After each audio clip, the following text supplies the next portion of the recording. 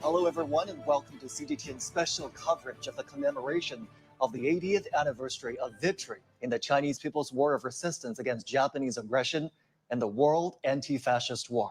I'm Zhong Shi. I'm Wang Mengmang. September 3rd marks China's Victory Day. The year 1945 was a defining chapter in history for both China and the world. The Chinese people defeated Japanese aggressors after 14 difficult years. Their resistance safeguarded Chinese sovereignty and made significant contributions to the Allied victory in the global war against fascism, as well as the formation of the post-war international order. Today, at the invitation of Chinese President Xi Jinping, foreign leaders, senior representatives of foreign governments, and the heads of international organizations are joining Chinese people from all walks of life to remember history, honor those killed, cherish peace, and create the future. In about 2.5 hours, a grand military parade will begin in the heart of Beijing. The parade will unveil China's latest armament and units tailored to future warfare, demonstrating the country's dedication to national defense and rejuvenation, as well as its commitment to world peace. Now, these troops will carry the legacy of the Chinese spirit of resistance as they march along Chang'an Avenue. Here in the studio, we have Zhou Bo, a researcher at the Center for International Security and Strategy at Tsinghua University, and Victor Gao, chair professor at Soochow University. They will provide us with insights on lessons from World War II and the significance of today's commemorations. Gentlemen, thank you so much for joining us. While Beijing is now ready for the commemorations, and our reporters are standing by for us from different spots on site. First, let's go live to Zhao Yunfei. Well, Yunfei, what updates can you tell us there? Hey there, Mama and Zhongshi. Check out the dawn of Beijing. We are coming to you live from a very special point here where we can have a bird's eye view of Tiananmen Square. Now, behind me is the Tiananmen rostrum. Over there, Chinese President Xi Jinping, along with foreign leaders, will witness this grand military parade. Dozens of foreign leaders are invited to come over here to witness this historic moment. But speaking of audience, I just cannot wait to show you across the Chang'an Avenue the situation now on the Tiananmen Square. See how people are gathering down there. Now, they are really from all walks of life, as you mentioned. I've been standing at this position overnight. You can see how people have gathered from all corners of the city, even from other parts of the country, all the way here. I can see the crowd, I can hear their noise, their sound, I can feel the atmosphere. Now, further back down there, in front of the monument, you perhaps can see the statue in red and yellow. That's the Great Wall, an icon for peace. Embracing peace has inscribed into the Chinese people's ideology. So if you take a closer look at the Great Wall, there are 14 beacon towers, 7 on each side, representing 14 years of long-term fight in the war of resistance against Japanese aggression from 1931 to 1945. And that is also a longest period of time that China has fought in the World Anti-Fascist War and has suffered the biggest sacrifice, a historical proof that China's decisive role in the main Eastern theater. As the camera panning back north, you can see the red flags on the two sides of the Tiananmen Square. There are 80 red flags. Even 80 years have passed. That part of history should never be forgotten. So today, this is an opportunity for the world to see the spirit and strength of the People's Liberation Army. It's also an opportunity for the Chinese people to pay tribute to the revolutionaries who made contributions to the victory, and also especially paying tribute to the martyrs who have sacrificed their lives in the brutal war. A commemoration for justice and peace. Back to you, Mama and Zhongshi. Well, Yunfei, it's early morning there in Beijing, and you are the first to bring us what is going on at the Tiananmen Square. Thank you so much, Yunfei.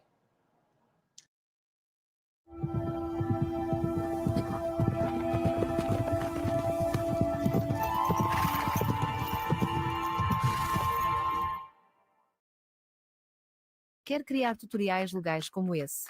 Obtenha o Movavi Video Suite e realize estas etapas. Grave sua tela e som.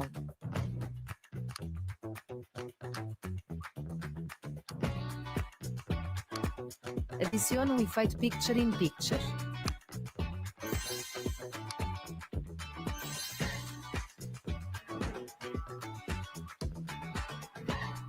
Não esqueça um título legal.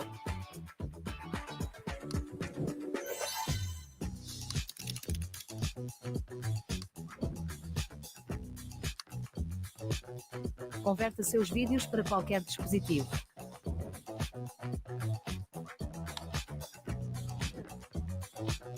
E pronto!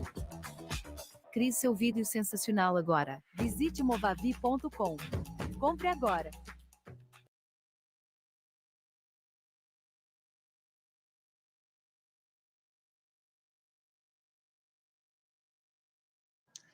Also joining us this hour is our reporter Zhou Jiaxing. Jiaxing, good morning to you. What do you have where you are right now?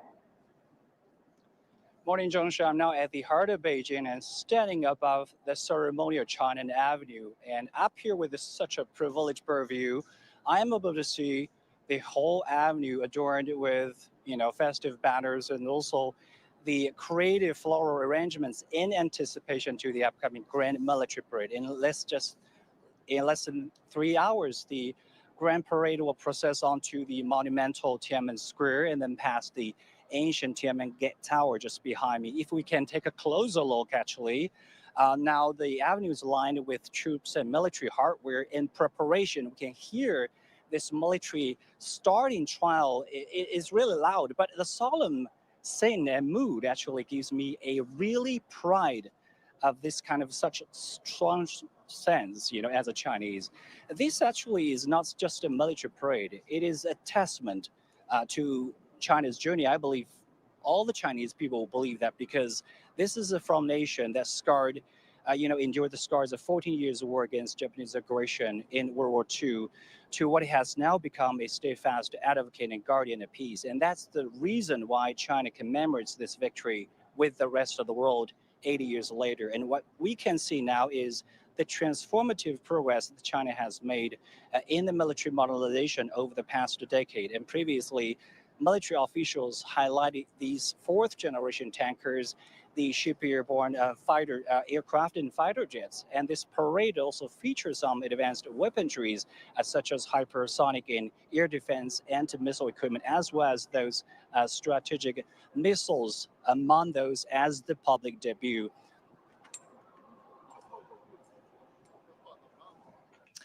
And Jiaxing, appreciate your reporting there. It's early morning here in Beijing and a lot of excitement in the air already about that military parade that will happen later in the day. Make sure you do stay with us right here on CGTN.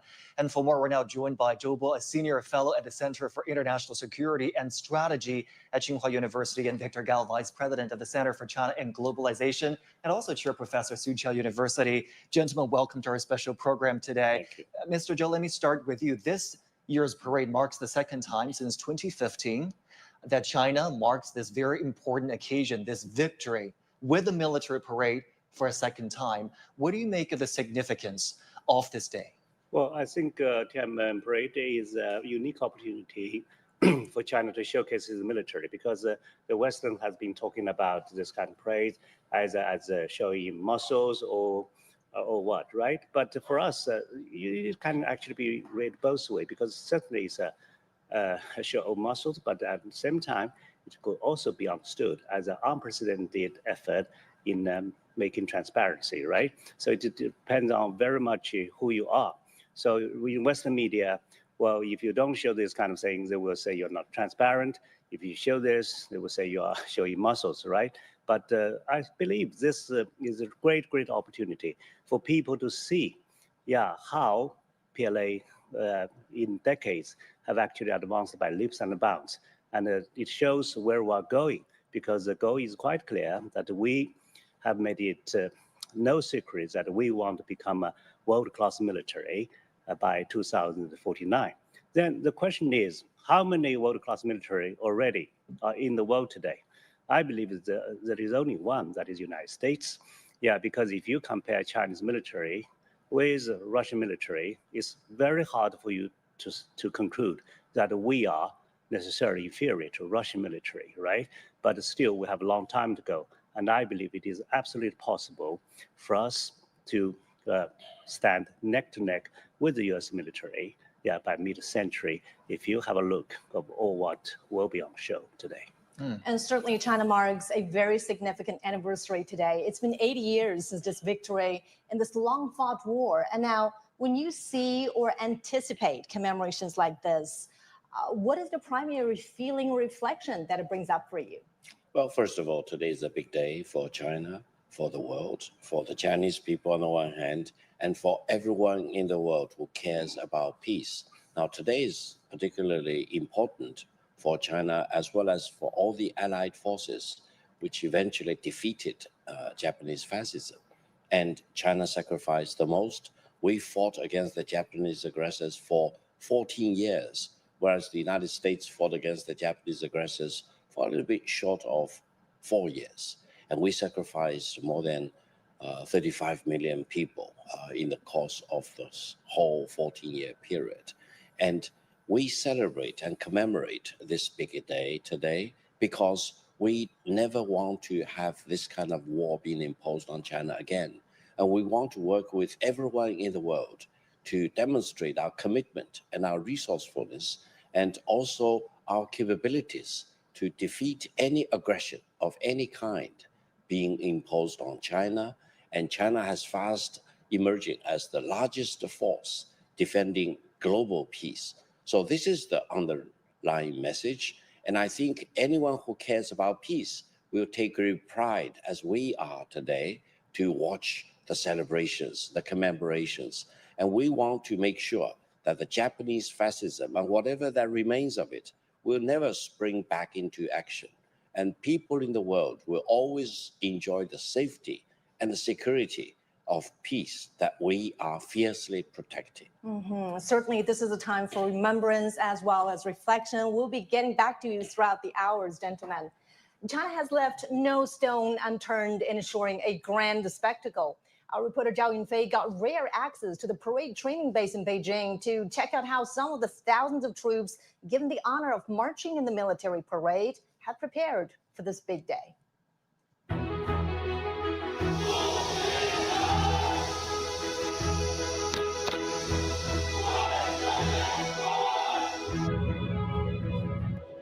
We're giving access to check out the training of the soldiers for the Grand Military Parade on September 3rd.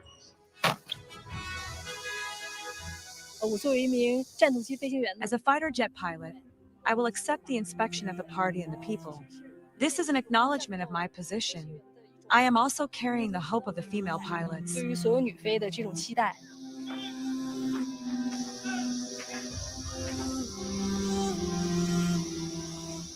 Training here is a routine, but it's also a very necessary process. As many soldiers told me that it's also a process of getting ready for real combat.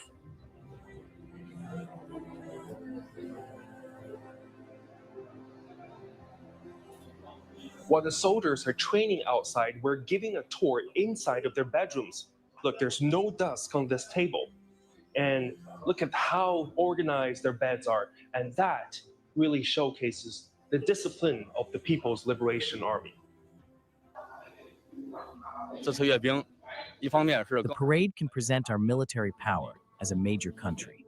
It's also encouraging us to work hard to prepare for any possible battles.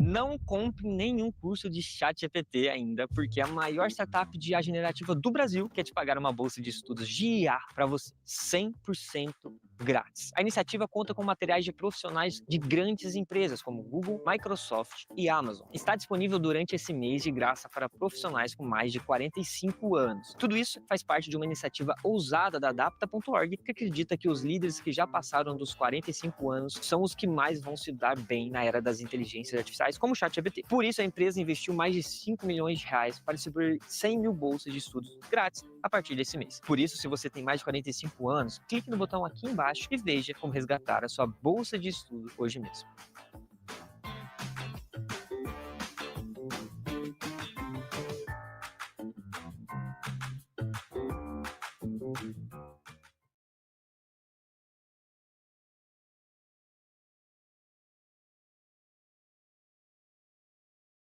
Vai sair com seu pet?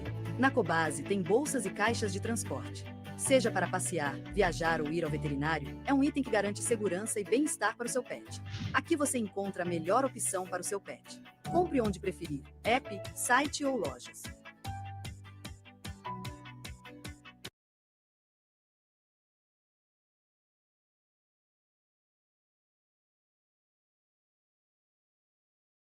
While thousands of troops have spent a long time preparing for this big day. And now I want to get back to our studio guests, Senior Colonel Zhou Bo and Professor Gao here with us. So, Senior Colonel Zhou, you were with us 10 years ago when China marked the 70th anniversary of this commemoration. And that was the inaugural event. I asked you about the thinking behind this. Why was China holding it? Why was China holding the commemoration, as well as the big military parade? And your answer was, why not? And 10 years after now, as a former military man and of course an expert in international relations, what would you say that this commemoration brings up for you? Is it about remembrance, showcasing strengths, a combination of both, or perhaps something else? Well, looking into history, actually, the parade in Tiananmen Square is just two types. One is to celebrate National Day, right? For most of the time, it was like that. But this is the second time for us to commemorate, our victory in the Second World War. So it depends on really which type you are talking about.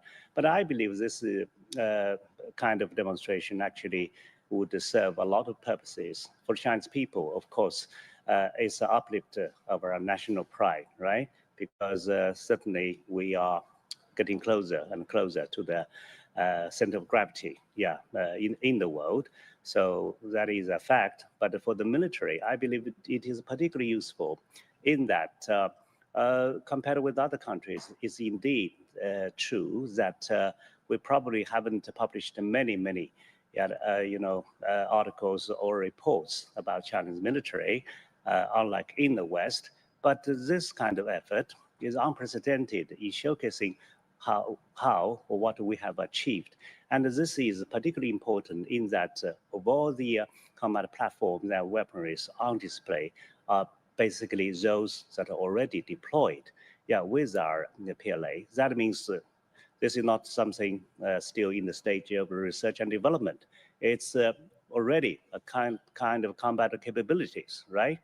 And so this is significant. I think it is such a good opportunity for a lot of military observers to see, how PLA has actually advanced by leaps and bounds. In fact, we have already read a lot of reports guessing, what kind of stuff is on parade, because something are covered, and they have been guessing very hard. And today, I'm sure they are going to have an answer.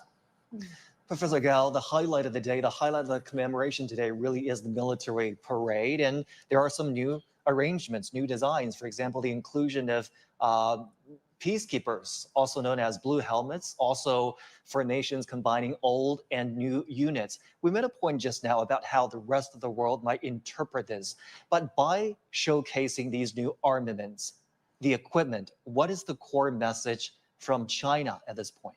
Well, first of all, in my recollection, today's military parade will be the largest military parade in history, in human history, in several senses. First of all, involving the largest amount of soldiers who will parade throughout the square. Secondly, all kinds of hardware, software, and the best technologies on display, including, for example, drones, robotics of all kinds, and also the best equipment in terms of conventional war versus nuclear war. So we will see all the ICBM missiles, etc., on display.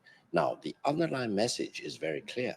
That means China has all the resources and the commitment and the alignment of everyone in China in the same direction. And that direction is protecting peace for the Chinese people as well as peace throughout the world. You talked about the blue helmet.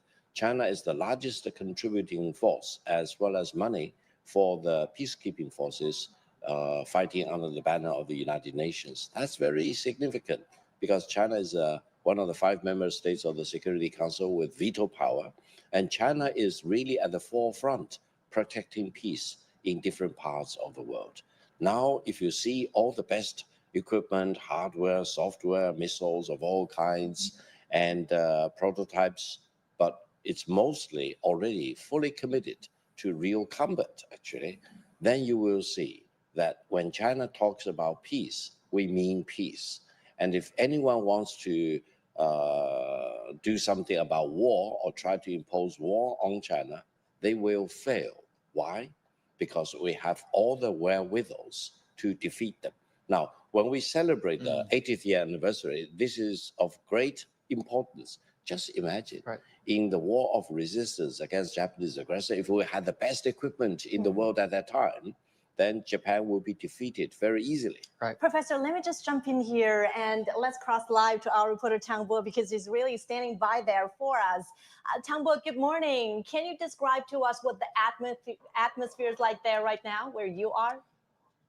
Hello, Mang Mang. Now, as you can see right now, I'm standing right at the southeast corner of the flagpole, and to my left, a military band is preparing or warming up, and to my right, an enormous choir is preparing to sing our hearts out. And right after me, as you can see, that the National Flag Guard is rehearsing for the upcoming ceremony. Now, first of all, let me introduce you to the military band.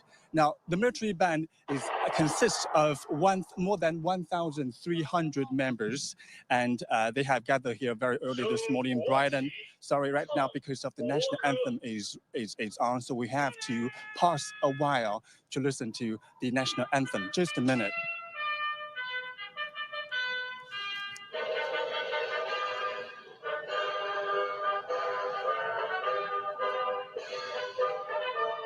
Now, while the national anthem is on, let's continue our life.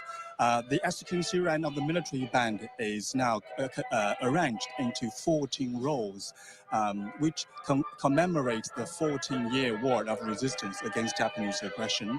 And the very first row of the military band features 80 ceremonial bugles, which is expected to mark the 80th anniversary of the national to the victory.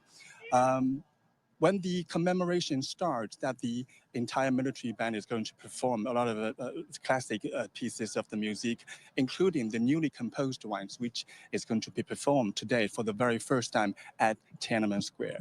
And as you can see right here, the National Flag Guards has just rehearsing the National Flag Rising ceremony. And far over there at the monument to the people's heroes, that's the place where the National Flag Guard is going to gather and during the official flag rising ceremony, they're going to march all the way from there to this place, kicking off the start of the flag rising ceremony. And last but not least, to my right is an enormous choir, which consists of over 3,000 students from 40 universities here in Beijing.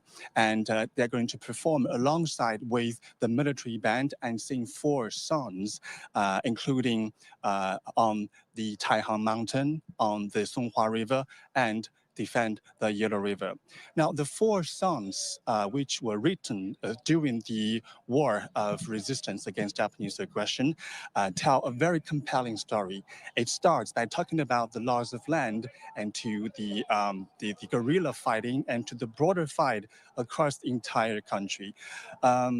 And the four songs is expected to capture the very important part of the history and highlight the resilience of the Chinese people. Back to you, Mama. Thank you so much, Tang Bo. Wow, I remember him doing this live cross for us 10 years ago at exactly the same spot. Now, as the world commemorates 80 years since the victory of World War II and the founding of the United Nations, the message is clear in a statement issued by member countries of the Shanghai Cooperation Organization. Only by preserving the historical truth and upholding international law can lasting peace be secured. The statement recalls the immense suffering caused by World War II and how Nazism, fascism, and militarism, combined with racial, ethnic, and religious hatred and discrimination, brought devastating consequences.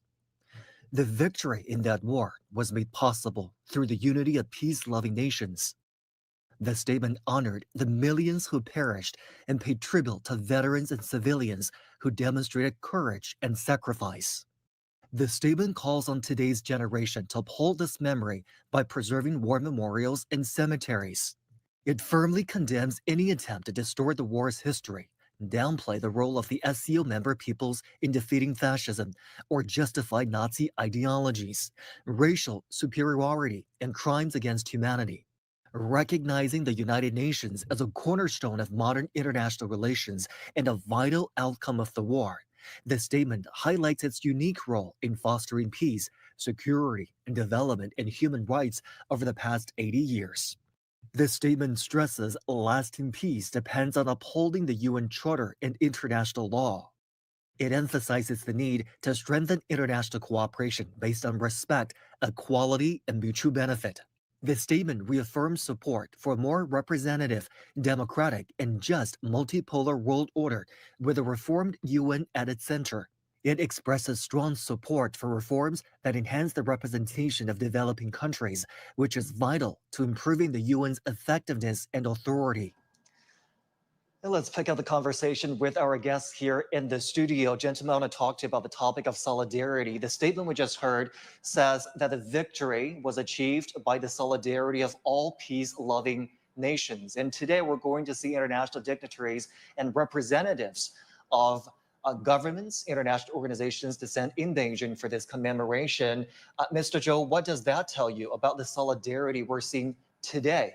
Well, talking about today, I think first of all, it shows China's growing influence, right? So it's not easy for China to actually rally so many heads of state in Tiananmen Square, because this reflects an opposite fact that is, the world is actually moving towards multipolarization, which is a conclusion of the Munich Security Conference, which I attended early this year. Because look at the facts that right now, two organizations with China in the center are developing so fast. One is Shanghai Cooperation Organization, another is the BRICS, right? So the purposes, of course, are different.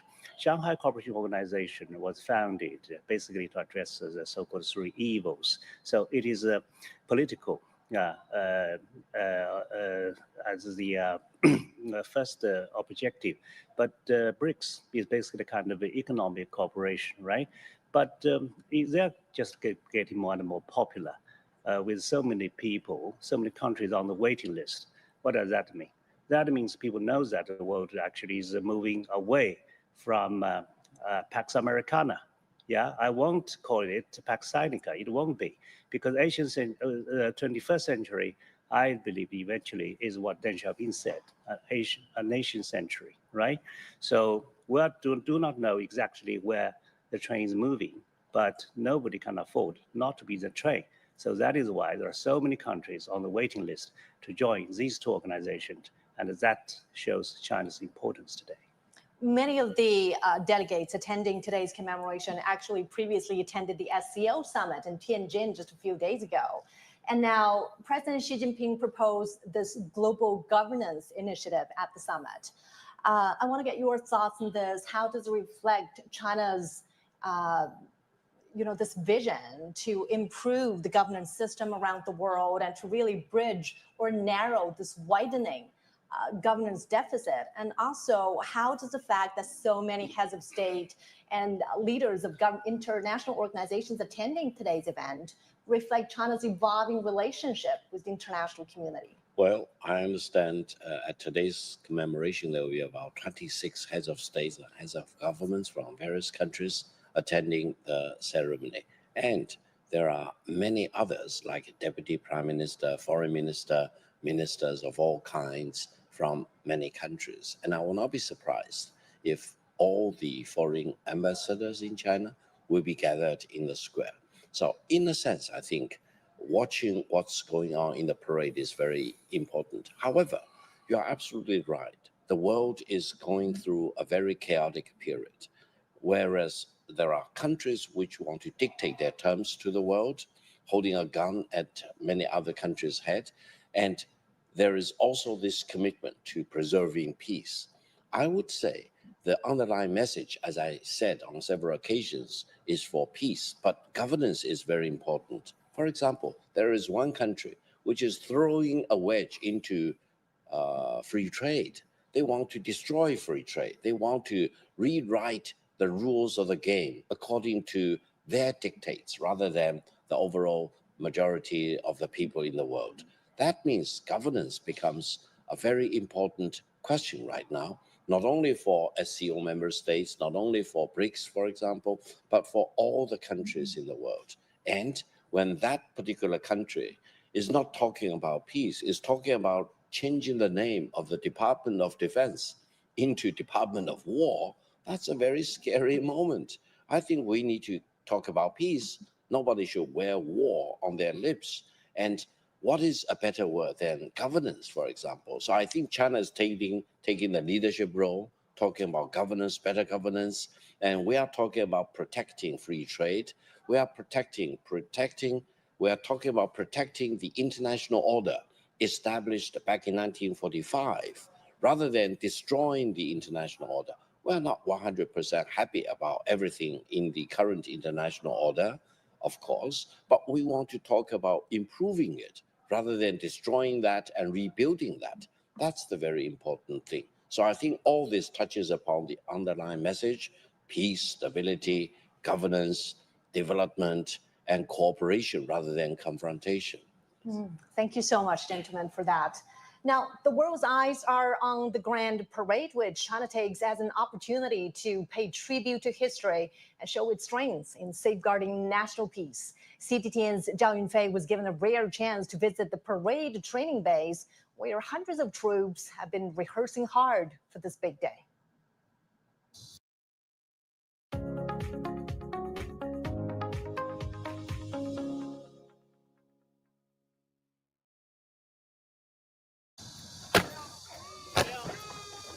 Practice for the moment of glory.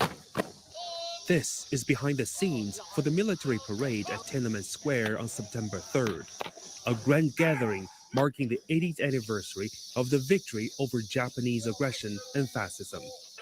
For the soldiers, the event will also be a highlight of their military life. It will be my first time attending the parade. I am extremely proud. It will be an honor that I will never forget. The soldiers say they want to present the spirit of the People's Liberation Army, a strong force not only with strict order, but also makes contributions to world peace. Among the parade, there's a formation of China's peacekeeping units. As a peacekeeping soldier attending this parade, I am not just a participant. I am representing my fellow soldiers who are now conducting missions abroad. We are bringing peace and hope. China has participated in the United Nations peacekeeping missions for 35 years and has dispatched over 50,000 personnel to more than 20 countries and regions. It's China's commitment to the UN Charter and the post-World War II order. I've conducted many international missions. I can deeply understand that most countries and peoples in the world love peace and hope for long-lasting peace. We Chinese people are the same. The soldiers say they are paying respect to the revolutionary predecessors. Loyal and brave, they are carrying the spirit of those who sacrificed in the war. With discipline and pride, the Chinese military is preparing for the parade, a solemn moment commemorating the past. As China commemorates the victory, it's also paving the way for peaceful development. 赵云飞 CGTN 北京。 Let's get back to our guests here in the studio. Mr. Zhou, I want to talk to you about the peacekeeping forces. They're known as the Blue Helmets. It's a very easy name to remember. And China, among the permanent members of the Security Council, has contributed the most in terms of the number of peacekeepers it has sent overseas. What do you make of this contribution made by China? And by sending that many peacekeepers, what has China been saying to the rest of the world? Well, actually, China's attitude toward peacekeeping wasn't so warm until 1990. Yeah, because UN peacekeeping started in 1948 with the peacekeepers asked to go to Arab-Israeli ceasefire line to observe the ceasefire. So China's attitude changed after 1990.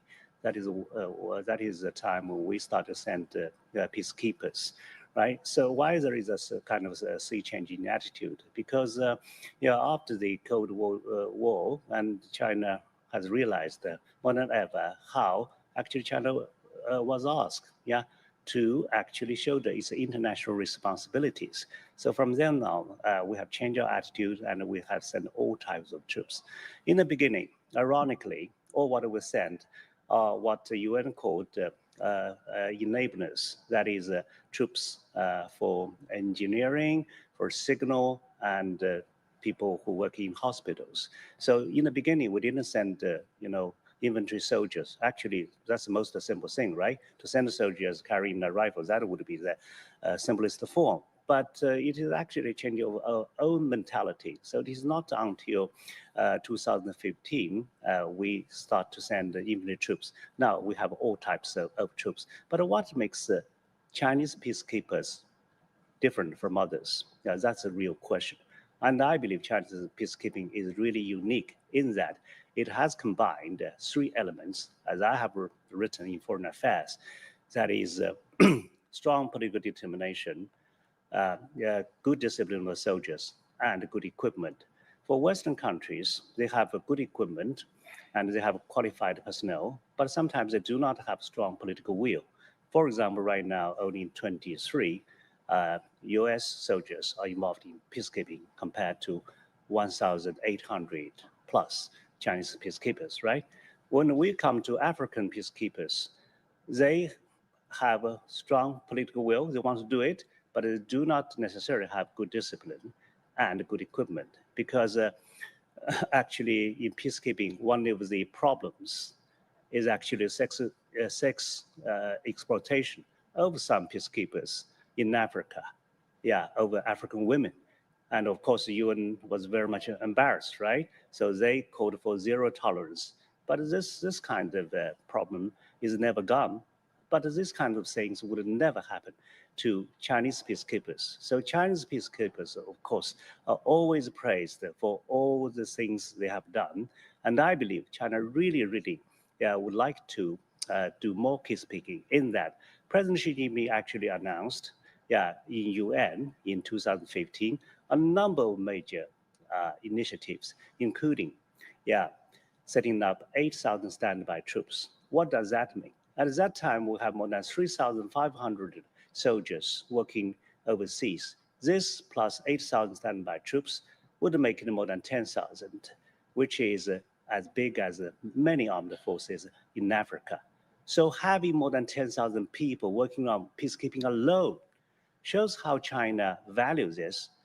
Because this is good for China's image of peaceful rise, and it also shows how a stronger China is ready to contribute, to make this world less dangerous, if not better. Mr. Zhou, thank you so much. And Professor, I'll be getting back to you after we run this next story. And our reporter Zhang Shanhui brings us more details on Chinese blue helmets from Chang'an Avenue. Good morning. I'm on Chang'an Avenue near the famous Tiananmen Square, and behind me are the blue helmets, the peacekeeping forces unit. So you can see that their uniforms are clearly distinct. a blue beret, a blue scarf at the neck, and on the left shoulder, the United Nations blue insignia. These soldiers of peace have already operated under the UN flag in South Sudan, Lebanon, Liberia, in the Democratic Republic of the Congo, Mali, and also other mission areas. Through their youth and dedication, they honor China's solemn pledge to safeguard world peace. Since 1990, Chinese troops have been present on battlefields across the globe, and today, China is the permanent member of the UN Security Council that contributes the largest number of the military personnel to actually peacekeeping missions. And today, over the past 35 years, more than 50,000 members have served in more than 20 countries and regions. And China's blue helmets have become a key force in United Nations peacekeeping operations. And this demonstrates the nation's strength in safeguarding global peace. And just as Chinese President Xi Jinping once said, he said, China has always been a builder of world peace, a contributor to the global development, and the defender of the international order.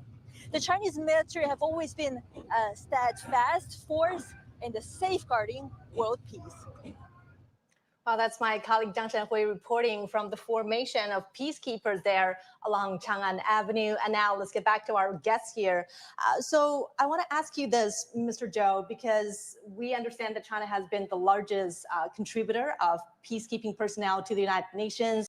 Right now, we have over 1,800 of them carrying out missions in 9 UN conflict zones. So, and of course, they've been taking on senior roles in these missions, and even women are participating in mine-sweeping missions in Liberia. How does this reflect China's vision to safeguard global peace? I mean, over the years, you mentioned that Chinese peacekeepings have always been upholding these rules of impartiality and non-interference in these conflict zones. How does it align with China's diplomatic wisdom in terms of impartiality? Investir com Sicredi é ter rentabilidade desde a primeira aplicação. Well, first of all, China is not the largest troop contributing country of UN. China is the largest troop contributing country. Yeah, I'm on P5, right? The largest troop contributing country right now is in Nepal, yeah, which has more than 6,000 people. So traditionally, there are always, countries coming from South Asia and Africa as the largest troop contributing country. So China is somewhere between 8 to 12, depends on, how the missions have changed. I think I've talked just now about the peacekeeping. What actually is interesting is that if you look at the PLA's operation overseas, be it peacekeeping counterparts and disaster relief, so on and so forth, they are all invariably found in humanitarian areas, including peacekeeping. So that is not accidental. It shows our deliberate choice. We just want, to contribute to the well-being, of other people, and to work for humanity. We do not send our troops to kill anyone anywhere. It is miraculous for me to mention that ever since 1979, actually PLA has entered into no war with any foreign countries. And what is more important is that China has not killed even a single foreigner anywhere, because our Navy has been conducting counterpiracy in the Gulf of Aden since the end of 2008. But we just, dispel the pirates and we apprehended the pirates, but we have not been killing any people. So that really is a big contrast, between PLA and the foreign armed forces. Just imagine how many wars have actually occurred after Cold War, and who remembers these bloody excuses whatsoever, right? And people won't remember these excuses, right? And people's lives are lost. That is the only result.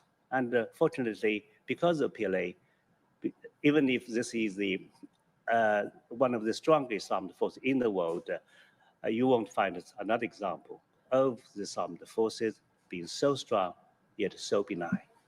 Professor Gao, my apologies. We wanted to get back to you, but time is running short. Let me do that later on in the program. Appreciate it. 80 years ago today, the Japanese army in China formally surrendered to the Chinese government. After 14 years of heroic resistance and the sacrifice of 35 million people, it was China's first triumph over a foreign invasion in its modern history. And September 3rd was designated as its Victory Day. China's victory on the main eastern battlefield was pivotal to the Allied forces' success and the establishment of peace post-war. But the origins of World War II continue to be debated, influenced by differing values and national interests. Our reporter Zhou Jiaxing explains why this history remains relevant. Japan's 14-year war in fascist aggression in China epitomized Adolf Hitler's doctrine of racial supremacy and expansionist frenzy. The Nazi leader endorsed the then militarist Japan as a model to defy peace treaties that disarmed Germany and opposed expansionism. After launching the September 18th incident, Japan became the first fascist power to shatter the post-World War I Versailles Washington system through unprecedented aggression. The 1931 Japanese invasion shattered the post-World War I Versailles Washington system, igniting the chain of aggression that became World War II. It became the first battlefield of the global fight against fascism. Leading historians like Russia's George Kumanev's recognizing 1931 as the world's start isn't just historically accurate. It corrects the Eurocentric 1939 narrative. Crucially, remembering history means honoring not just 1939's full-scale outbreak, but the first spark of resistance and China's pioneering role in confronting aggression. Japan's invasion of Northeast China wasn't just a Sino-Japanese affair.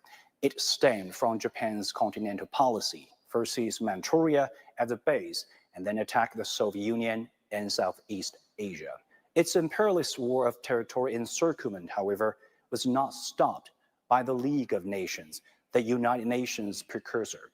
After the League affirmed China's sovereignty over Manchuria and condemned Japan's violation of its territorial integrity, the Japanese Empire withdrew from the League in 1933. Japan's challenge to the international order established Asia as a war theater, emboldening European fascists. Whether rearming, remilitarizing the Rhineland, annexing Austria, or leaving the League of Nations, Hitler constantly feared strong Anglo-French reactions. Japan's unchecked expansion in the East emboldened him, encouraging his later risks and tearing up the Versailles Treaty. Japan, Germany, and Italy, the Axis powers, took China as the proving ground. The July 7th incident in a Beijing suburb, the Nanjing massacre, and the biological warfare experiments on civilians, the least atrocities goes on. The chains of Japanese aggression have formed indelible collective memory among Chinese. Through 14 years of heroic resistance and sacrifice of more than 35 million, China secured the victory in the main eastern battlefield, which was pivotal to the Allied triumph and post-war peace. Unfortunately, it's been rather forgotten in Europe, but the war in East Asia, particularly Japan's invasion of China and its aftermath, was actually a major factor in the outcome. The fact that they kept fighting tied down the Japanese forces and made it possible for the West, particularly the US, eventually to win. And I think China's contribution in the war, something we probably don't understand enough, appreciate enough, and should revisit it. Establishing the true genesis of World War II is not merely academic. It is a reckoning with fascist accountability. To this day, Eurocentric World War II narratives, by obscuring Japan's initiation of aggression, enable historical evasion by Japan's right-wing factions. Only by fully restoring World War II's historical and geographic scope can we safeguard peace and advance a shared future for humanity in our century. China's role as the central battlefield of World War II has long been overlooked in Western narratives. Leading historians now warn of a profound historical gap, saying that the war both began and ended in China. If you had to pin down the one thing that was crucial in terms of China's role, it was China's ability to suck in and draw in thousands upon thousands of Japanese soldiers for year after year, when the Japanese thought 1937, 38, that they would launch essentially a lightning strike into China, take it over, or make it essentially almost a colony. And in fact, Chinese resistance meant that they had to keep going on, and eventually expand the war in Asia to try and achieve their goals. Without Chinese resistance, without the Chinese role, that Japanese role in Asia might have been very different, not just then, but even in the decades following. The reality is that China was the heart of the war. The East Asia War began and ended because of China. China was the heart of Japanese imperial ambitions, and we must not forget that. If we are fighting fascism, we're fighting imperialism, and China was the battleground of Japanese imperialism. And that's why it's so incredibly important. The war did not begin at Pearl Harbor. The war began in 1931. Many millions of Chinese had been killed by the time we even knew about it. So there's a sense of cognizant failure, dissonance even, over those years of not understanding what's going on. We need to open the doors and have a look inside. Frankly, today, we have to understand that by United States withdrawing from the role that United States has played of inspiring and fostering this world order that we had, there is an opportunity that China is betting on. Clearly, when you see the policy of the President Xi Jinping and the present government, it's clear China is leading this idea that we need to keep the essence, because what we cannot just go back to the 30s where aggression, just aggression without any justification. And let's now take a closer look at 5 major battles that took place during China's War of Resistance against Japanese aggression. After the July 7th incident in 1937, Japanese forces swept through North China, pushing into Shanxi to seize control of the region. In September, the Japanese 5th Division advanced toward Pingxingguan, a strategic mountain pass along Shanxi's ancient Great Wall, threatening the provincial capital, Taiyuan. The 8th Route Army's 115th Division, under the leadership of Lin Biao and Nie Rongzhen, joined the front lines for the first time since its reorganization. Using close-quarter and mountain warfare tactics, they ambushed the enemy from rain-soaked cliffs, destroying nearly 100 trucks, seizing large amounts of weapons, and killing over 1,000 Japanese troops. In the spring of 1938, China fought one of the fiercest battles of the War of Resistance, the Battle of Taiyuan. This small town in the south of Shandong province was a key gateway to the strategic city of Xuzhou in the north of Jiangsu, and seizing it would have linked Japan's northern and southern war zones. For nearly a month, around 290,000 Chinese troops from across the country united against the better-armed enemy. When the smoke cleared, more than 10,000 Japanese troops had been killed. In the summer of 1938, China mounted its longest defense of the War of Resistance, the Battle of Wuhan, also known as the Defense of Wuhan. From June to October, Chinese troops held firm against the Japanese army, which was determined to seize Hubei's capital, Wuhan, the economic and military linchpin of the Yangtze River. After 4.5-month bitter resistance, the city fell. But the battle brought China invaluable time and blunted the Japanese forces' offensive, marking a turning point as the war entered a prolonged stalemate.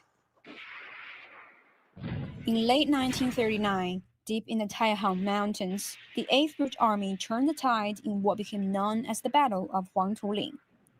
During Japan's winter suppression campaign against the Jinchaji base area, Chinese forces set an elaborate ambush along a narrow mountain path at Huangtuling in North China's Hebei. On a foggy November morning, Chinese forces lay concealed among the heights, while Japanese troops, led by mountain warfare expert Lieutenant General Norihide Abe, marched straight into the trap. In a fierce clash, mortar fire struck the enemy command post, killing Abe and wiping out much of his force. In August 1940, as China's War of Resistance entered its toughest stage, the 8th Route Army launched the 100 Regiment Campaign, a massive behind-the-lines offensive across North China.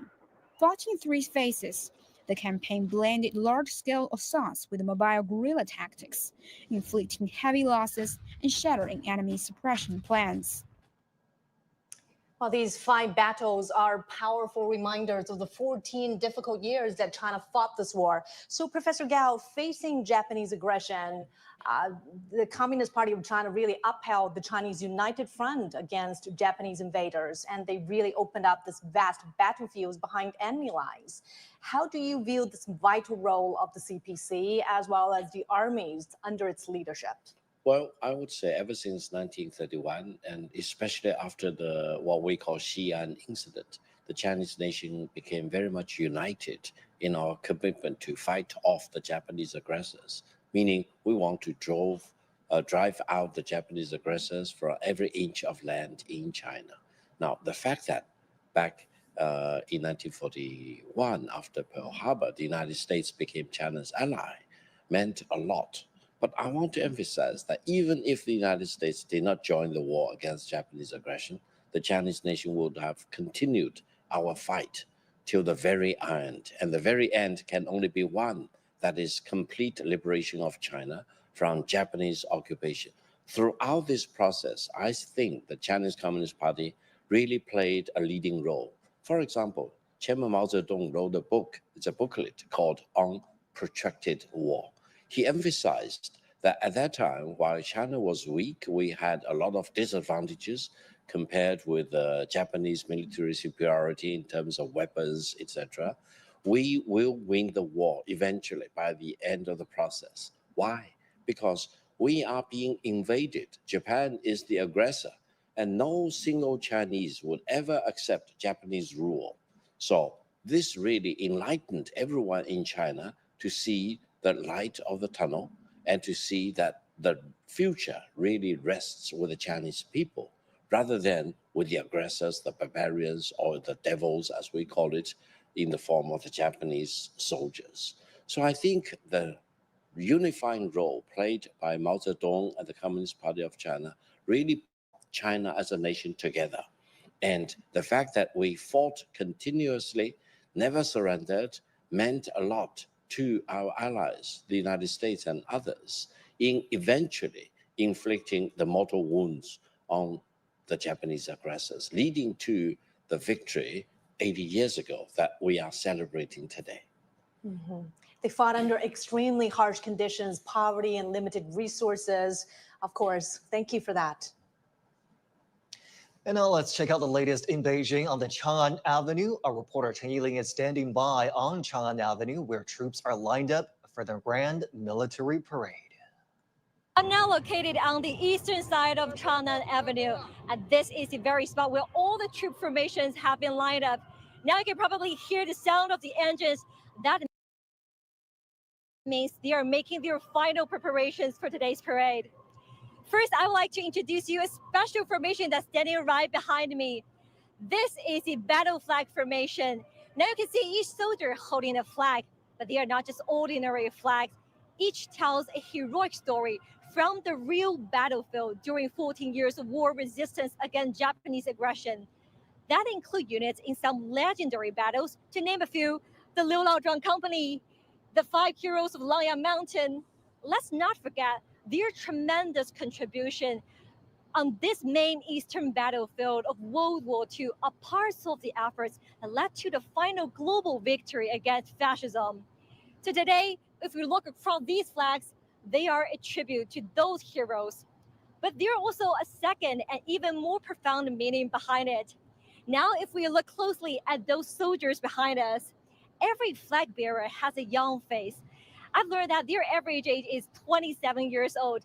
They now serve in these very same units, but with new missions for this new era. Earlier, I've talked to them. Some have already served in the international peacekeeping mission in places like South Sudan and Mali. Some joined the escort mission in Gulf of Aden. Some contributed to rescue and relief efforts during major earthquakes. The list goes on. So what's extraordinary about them is that they've carried on the spirit of inheritance that once defined their ancestors. A legacy that forged in fire is now building peace for today's world. So that spirit of inheritance, it told me, have been carried on and embodied in these red flags behind us and making this formation a bit special. Now let's move a little bit forward. So right after the battle flag formation, what you're about to see is the armament columns. This is definitely one of the highlights for today's parade. And I can tell you now, as I'm approaching, you can feel the air vibrating with the roar of these engines. The world is watching this part in particular for one reason. Chinese military officials said that a very large proportion of new armaments about to make their public debut at today's parade. That not only includes some new generations of equipment and vehicles behind us. Existe fazer você mesmo e existe fazer você mesmo. É a diferença entre ser criativo e ser um criador. Entre uma receita caseira e ser um nome de sucesso. Entre um sonho distante e o trabalho dos seus sonhos. É o seu negócio, o seu esforço. Faça você mesmo, do seu jeito. Crie seu site no Wix.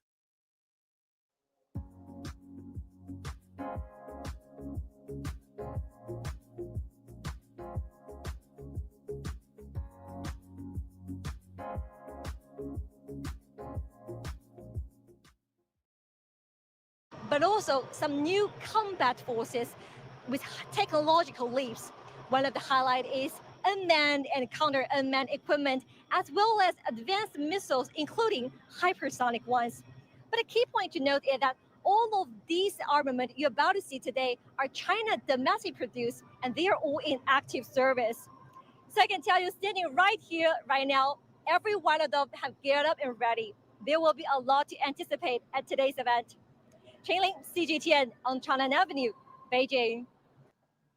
Wow, this Chen-Ling bring us a first glimpse of some of the armaments that's going to be displayed at today's military parade. And we are less than 2 hours away from the start of the commemorations. My colleague Tian Wei is in Tiananmen Square with the latest.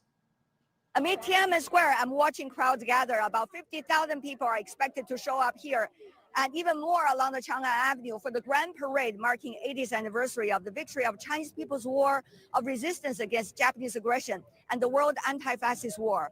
I've been talking to people around since early this morning after arriving here. Almost everyone told me they are extremely excited and honored to witness this event firsthand because of its significance. It is all about peace. The parade is honoring the historical World War II victory, as well as showing a determination to safeguard peace amid global instability, uncertainties, and unpredictabilities. The Chinese People's War of Resistance against Japanese aggression started in 1931. China was the first to fight against fascist aggression and sustain the longest resistance. And following Tokyo attack on Pearl Harbor in 1941, the Chinese People's War of Resistance against Japanese aggression was a major component of the wider Pacific War. China lost tens of millions of lives. In 1948, the International Military Tribunal for the Far East conducted what is now known as the Tokyo Trials, eventually prosecuted Japanese aggressors for crimes against peace, for war crimes, and for crimes against humanity. In fact, almost every Chinese I talk to today can personally relate to that part of history, some through family stories, others through studying history, through literature, movies, and music. For example, a few young journalists who I got to know here talk to me about the recent book they read, Red Star Over China by American journalist Edgar Snow. To get to know through their eyes and others' eyes how the Chinese communists and the Chinese nation as a whole built a revolutionary base and fought against Japanese aggressors when the world had not yet mobilized to help China. Of course, today's China is no longer shrouded in the smoke of war, but the world is still facing multifaceted uncertainties and challenges, ever more fragmentation, urgently in need of more up-to-date global governance system, and the manipulation of a few for the rules of the jungle.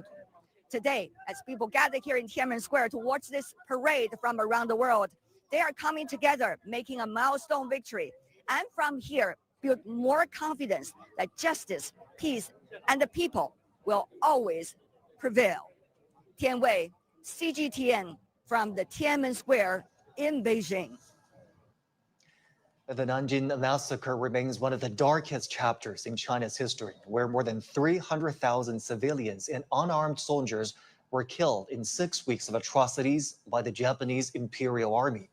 Today, much of the Japanese public remains unaware of these crimes, but the selective amnesia can never erase the court verdicts, diaries, film reels, and newspapers worldwide that have documented the horrors in Nanjing.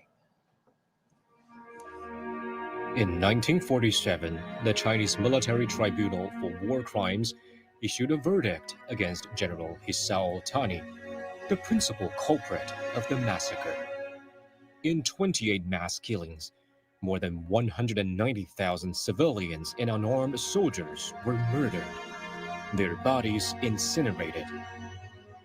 Beyond that, over 150,000 more were killed in smaller, scattered incidents. Their remains gathered and buried by charity groups. The combined total exceeds 300,000 lives lost. The brutality was staggering. At Caoxiexia, over 57,000 were rounded up, machine-gunned, and burned. At Yulei Camp, 9,000 were executed in a single day. At Yanziji, 50,000 were slaughtered. Bodies were thrown into the Yangtze River. But the scale of inhumanity cannot be measured in numbers alone. 13. Dezember. Ich bin sehr enttäuscht. Early in the morning, we had sheltered about 1,000 Chinese soldiers inside the Ministry of Justice building. Around 400 to 500 of them were tied up and forcibly dragged away. From September 1937 to February 1938, German businessman John Rabe wrote more than 2,000 pages of diary entries in his Nanjing residence. He also preserved more than 80 photographs taken on site. These became the historic Rabe diaries. Alongside them, American missionary John McGee captured the same suffering on film, some of the only moving images of the massacre that survive today.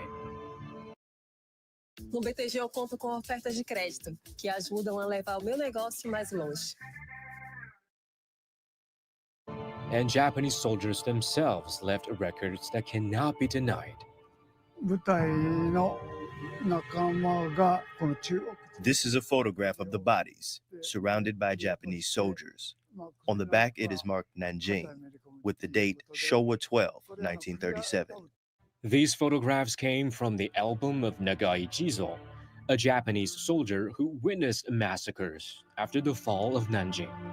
Nagai's album was not the only one. Another, by Japanese soldier Ito Kanun, showed corpses piled high. His caption, a single word, tragic. Horikoshi Fumio's album showed soldiers posing with rifles over mounds of bodies, smiling, triumphant. Together, these private collections form a chilling mirror. Atrocities seen not by victims, but through the lenses of the perpetrators themselves. Verdicts, diaries, photographs, and international reports preserve undeniable evidence of Japanese atrocities.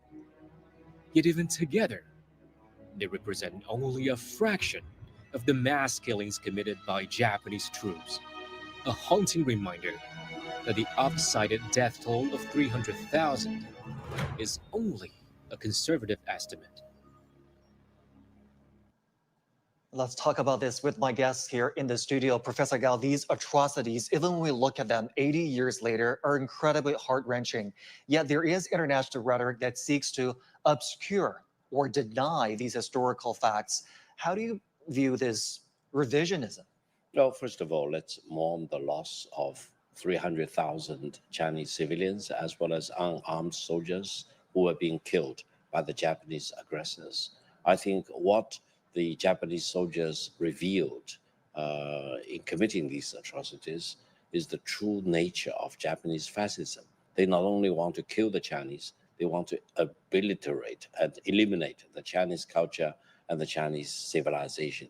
This actually further resolved the Chinese commitment to fight off the Japanese aggressors leading eventually to the ultimate victory of the Chinese nation against the Japanese aggression. Now, for those in Japan who pretend that they don't know the atrocities committed by the Japanese soldiers in Nanjing, in the rape of Nanjing, or in the massacre of Nanjing, I want to tell them, if you do not acknowledge the historical facts, you will be guilty of similar acts going forward, and mankind will never tolerate Japanese aggression again. And to forget these crimes would be akin to committing them again. Absolutely. Some people would argue that. Thank you so much for your insight, Professor Gao. And also another victory of the Second World War is the restoration of Taiwan to China. This year also marks the 80th anniversary of Taiwan's restoration to China. President Xi Jinping has emphasized that no matter how the situation on the island evolves or what trouble external forces may stir up, the historical trend toward China's ultimate and inevitable reunification is unstoppable. Taiwan's restoration to China is a victorious outcome of World War II and an integral part of the post-war international order. Our reporter Zhou Jiaxin has the details. Taiwan's restoration to China is a legal fact inscribed in the history of the Allied victory in World War II, remaining integral to the post-war international order. Politicians seeking to split Taiwan from China reject or distort historical facts. Fact 1. Japan's surrender in World War II triggered a series of legally binding documents that returned Taiwan to China. The Japanese instrument of surrender in 1945 referred to the legal foundation for territorial arrangements in the post-war order, as cited from the Cairo Declaration. The US, UK, China endorsed document says all the territories Japan has stolen from the Chinese, such as Manchuria, Taiwan, and Penghu Islands, shall be restored to the Republic of China. Fact 2. In October 1949, the People's Republic of China became the sole legal government representing all of China. Its sovereignty and territory, including Taiwan, have remained unchanged ever since. China actually underwent a change of government without any alteration to its status as a subject of international law. The fact has been confirmed actually under the international law through UN General Assembly Resolution 2758 and other subsequent universal practice of the international community. However, Taiwan authorities have recently misrepresented the 1951 San Francisco Peace Treaty as replacing early international agreements. And this is because the document was silent on Taiwan's then status. But wasn't the colonial aftermath settled with the victory over fascism? Actually, this question has already been fully resolved by the Cairo Declaration, the Potsdam Proclamation, the Japanese instruments of surrender. The US sought to use this treaty to unilaterally conclude peace with Japan and entrenching US hegemony in East Asia while providing a political cover for Japan's post-war reconstruction. And this was also a product of US Cold War thinking, aiming to isolate New China and reserve some space for building military alliances in the Asia Pacific, and also interfering in the Taiwan question. Denying war legacy or undermining post-war order poses a grave threat to peace in Asia, from separatist provocation and external interference in Taiwan to the so-called 2016 Arbitral Award on the South China Sea. It is crystal clear that the tribunal was not meant to uphold any dignity of the international law or the seriousness of the international order. Rather, it actually sounded the starting whistle for a maliciously designed geopolitical competition, especially that is accompanied with the US abusing the freedom of navigation. In fact, China's historical basis for the claims could date back to its Han Dynasty 2,000 years ago. Following the Cairo Declaration and the end of World War II, the Chinese government restored sovereignty over the islands from Japan. A naval fleet was dispatched to the Xisha and Nansha Islands in 1946, conducting ceremonies. What's most significant during such period of history is that the 4 warships central to such mission, called Taiping, Zhongye, Yongxing, and Zhongjian, were later immortalized by having their names assigned to the 4 largest and the most strategically vital islands in the South China Sea. Similarly, those commanders involved in the operation were honored through the geographical nomination, such as Hongqiudao and Dunqiansha-zhou. Naming reclaimed territories demonstrated a very clear political message to all over the world. So such claim ever since that time is constant, unchanged, and undeniable. As the world marks 80 years since the victory over fascism, China's message is clear. Not an inch of sovereignty will be ceded. Now, the post-war order will not be overturned, and the true respect for history and humanity lies in safeguarding peace. And now let's get into this important topic, the Taiwan question.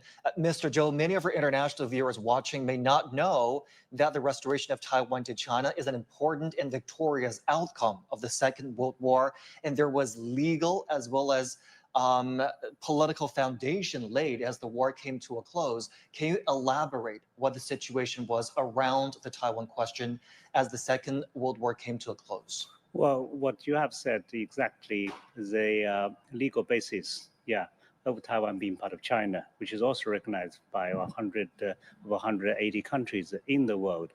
So the question about Taiwan is not whether we would become reunited or not. It's just a question of when, right? Which is a billion-dollar question.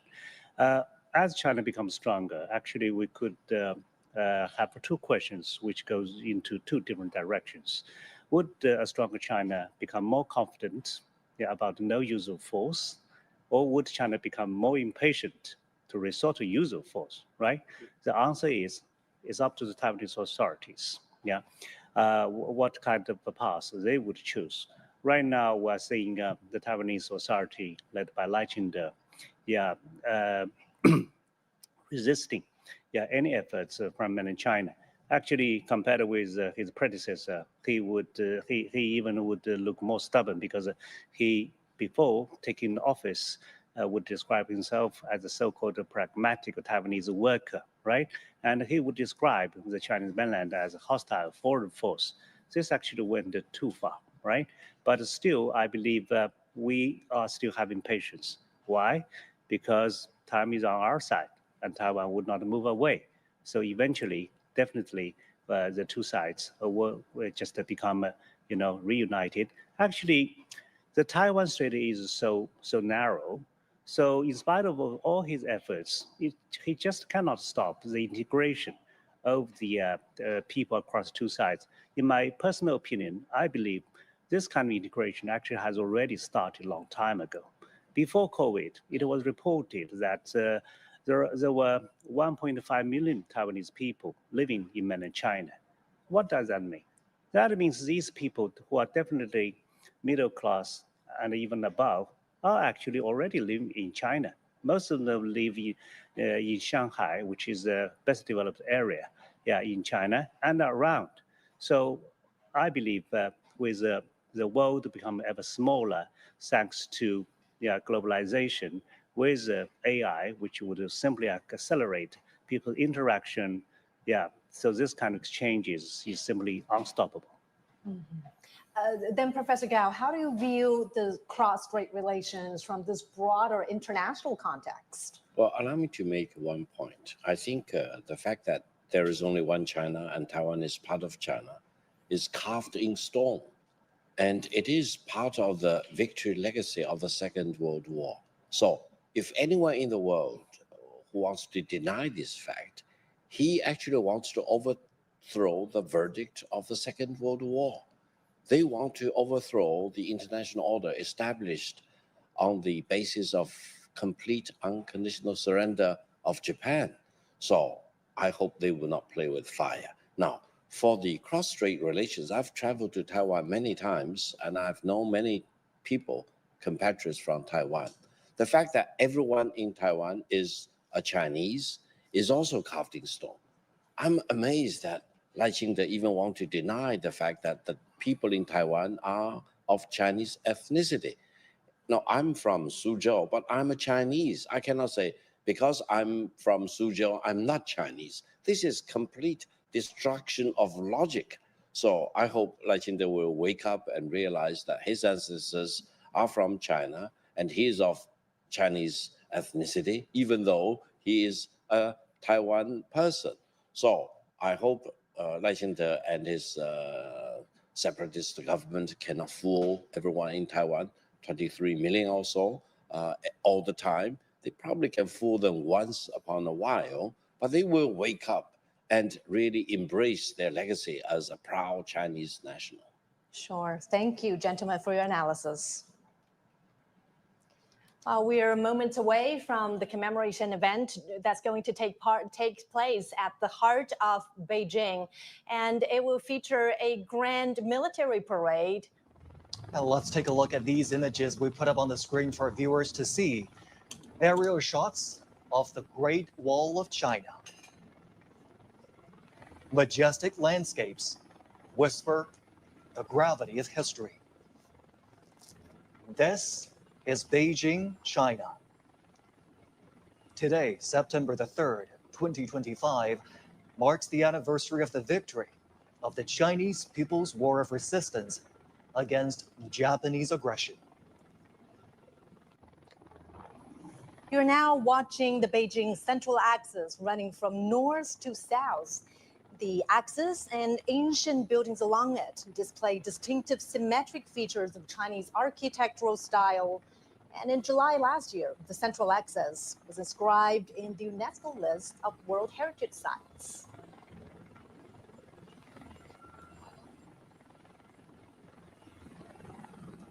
And as you can see, in the middle of the picture we're watching right now, the sprawling architectural complex is the Forbidden City. And right in front of this complex is the Tiananmen Rostrum, the Tiananmen Square, and the Chang'an Avenue. And this is the main venue, the main thoroughfare in Beijing. Today's commemoration is going to take place there in just a moment. And at this moment, along Chang'an Avenue, a show of military might. The commemoration marking the 80th anniversary of victory of the Chinese People's War of Resistance against Japanese aggression and the World Anti-Fascist War will take place at Tiananmen Square. It will include an inspection of troops. Xi Jinping, General Secretary of the Central Committee of the Communist Party of China, President of the People's Republic of China, and Chairman of the Central Military Commission will deliver an important speech. This is the first military parade since China entered a new journey of comprehensively advancing Chinese modernization. 45 formations and echelons are awaiting the inspection of the Commander-in-Chief of the People's Liberation Army. And here on Tiananmen Square, strength in unity is reflected in the decorations in and around the square.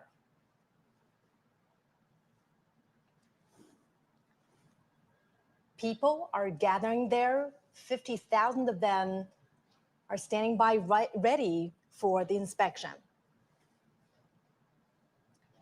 A full shot of the Tiananmen Square with the military band and people waiting. And now another angle from which we could get a glimpse of the Forbidden City. And as Mama mentioned, joining them are more than 50,000 representatives from all sectors of society and Beijing residents. Now we're seeing pictures of motorcades escorting the heads of state, leaders of international organizations attending today's commemoration. The motorcades are pulling up. We're going to get a visual of the international dignitaries arriving for the commemoration. The guests will soon arrive at Duanmen Gate to the north of Tiananmen. The Chinese government has invited heads of parliaments, deputy prime ministers, high-level representatives, heads of international organizations, and former dignitaries to the event, in addition to heads of state and governments that will be present at today's commemoration. And also, as we mentioned just now, many of the guests today are from member states, observer states, and dialogue partners of the Shanghai Cooperation Organization, which just concluded its summit in Tianjin. And a few foreign leaders also participated in the summit as guest countries. The red carpet has been rolled out for international dignitaries.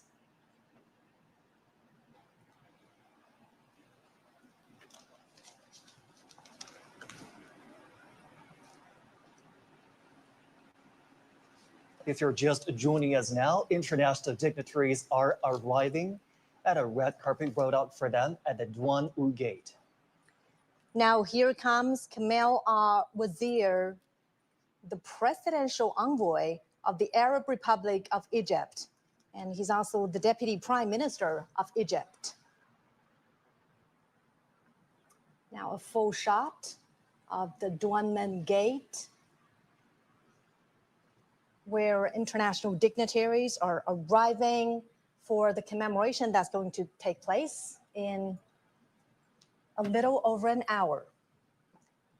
Duanmen Gate is the first gate to the north of the Tiananmen rostrum. The south square of Duanmen, where important national ceremonies are held, is located between Duanmen Gate and Tiananmen.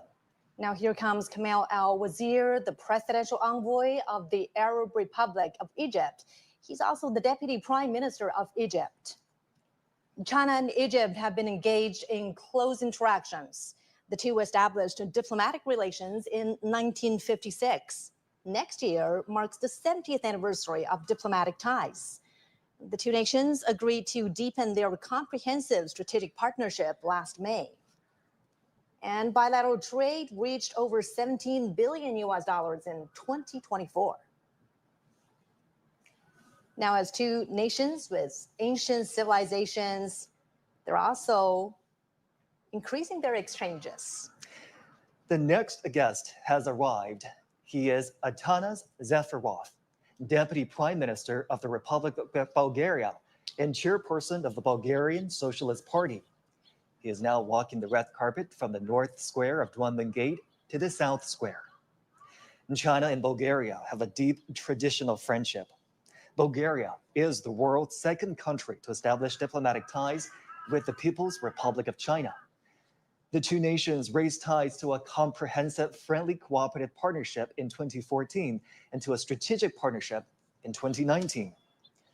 The strategic partnership has deepened between the two countries. Walking towards us is the Deputy Prime Minister of the Republic of Singapore, Gan Kim Yan. In 2023, China and Singapore established an all-round, high-quality, future-oriented partnership. Bilateral relations are stable and cooperation is extensive. During World War II, Japan invaded Singapore on February the 15th, 1942. The occupation lasted for 3 years and a half. Singapore has designated every February 15th as its Total Defense Day. It's a day when the nation commemorates its sacrifices during the war. On the red carpet now is Maria Fernanda Ley, President of the National Parliament of the Democratic Republic of Timor-Leste. China and Timor-Leste enjoy traditionally friendly relations. Timor-Leste announced its independence on May 20th, 2002. China established diplomatic relations with Timor-Leste on that same day. And in 2023, the two countries elevated bilateral ties to a comprehensive strategic partnership. They reached consensus on the overall direction to build a China-Timor-Leste community with a shared future in July last year. And this February, the first direct flight was launched between the two nations. Now comes Jorge Rodriguez, President of the National Assembly of the Bolivarian Republic of Venezuela. China and Venezuela are good partners that seek mutual trust and common development. The two nations enjoy an ironclad friendship. China and Venezuela elevated their ties to an all-weather strategic partnership in 2023.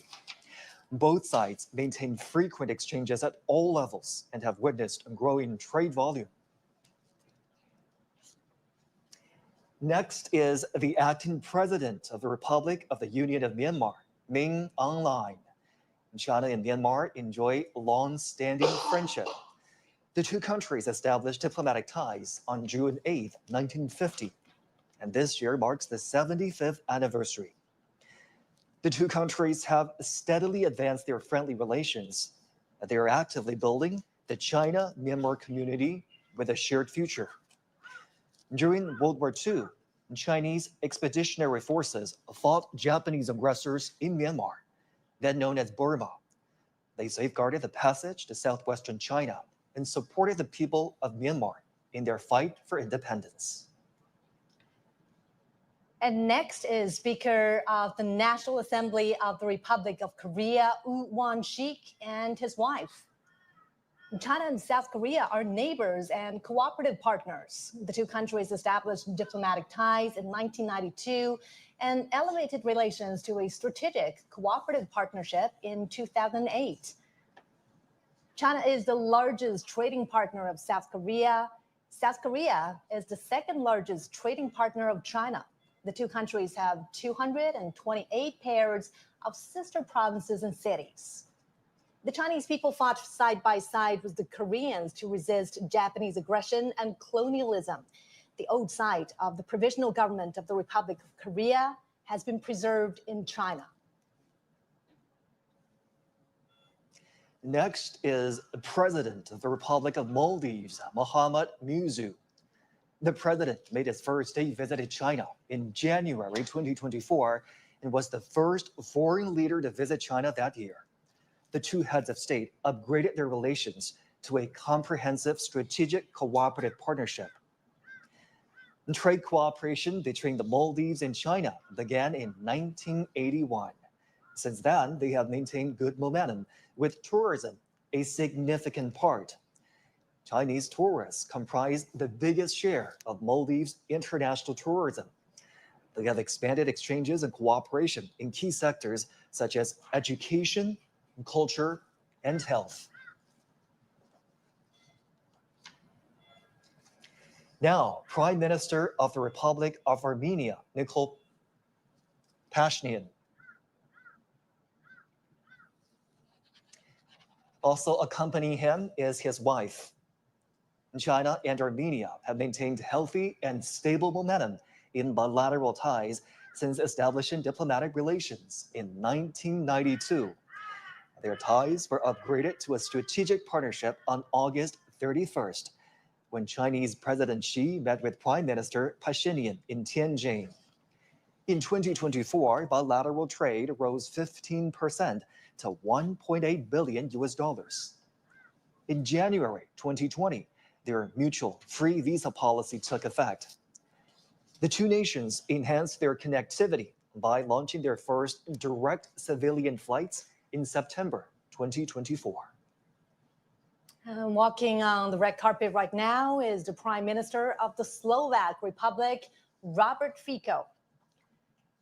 In 2024, he paid a visit to China as the two sides celebrated the 75th anniversary of diplomatic ties. And during that visit, China and Slovakia elevated their relations to a strategic partnership. China and Slovakia have maintained a positive momentum in the development of their relations and steadily expanded their cooperation in various fields. Slovakia was a guest of honor in the 4th China Central and Eastern European Countries Expo in Zhejiang Province this May. And as the Second World War dragged on, the Slovaks launched a resistance movement against Nazi Germany. With unremitting courage and determination, the Slovakian people contributed to victory in the World Anti-Fascist War. If you're just joining us here on CGTN, you're looking at live pictures of the Duanmen Gate near Tiananmen Rostrum, where international dignitaries have been arriving. We've been tracking the arrival of heads of state and government for you right here on CGTN. And the motorcades keep pulling up. International dignitaries are arriving at the red carpet rolled out in their honor. And some of the guests attending today's commemoration previously attended the Shanghai Cooperation Organization Summit in Tianjin, which just concluded in the northern port city. And in that summit, the leaders jointly issued the Tianjin Declaration. Now comes the president of Mongolia, Ukhna Hurosa, and his wife. China's land border with Mongolia is the longest at 4,710 kilometers. The two countries have been deepening mutually beneficial cooperation over the past 70 years since they established bilateral ties. They have achieved a rapid development and significant outcomes in relations in more than 2 decades. China has been Mongolia's largest trading partner and investor. Bilateral trade reached over $18 billion in 2024, 10% higher than the previous year.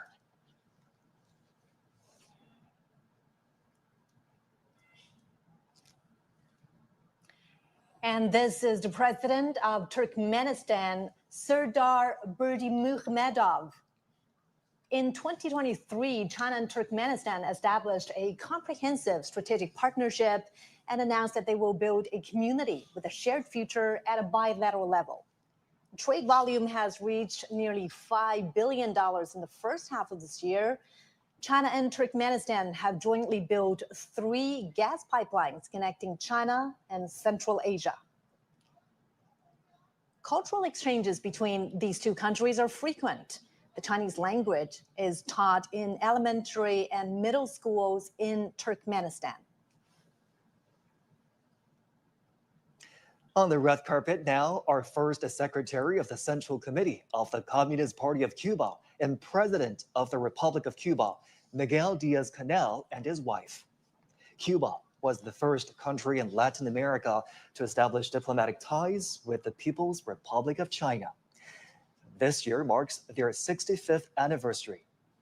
In the past 65 years, China and Cuba have always trusted and supported each other, setting an example for unity and cooperation between socialist countries and mutual assistance with sincerity among developing countries. In World War II, Cuba provided military support and supplies to the Allied forces. Now on the red carpet is President of the Kyrgyz Republic, Sadir Japarov. China and Kyrgyzstan are connected by mountains and rivers, and the two peoples are connected heart to heart. Their relations have seen great development in recent years. In 2023, the two countries established a new era all-round strategic partnership and announced the building of a China-Kyrgyzstan community with a shared future of good neighborliness and shared prosperity. China is Kyrgyzstan's largest trading partner. Bilateral trade in the first half of this year has increased by 53% from a year ago to over $14 billion.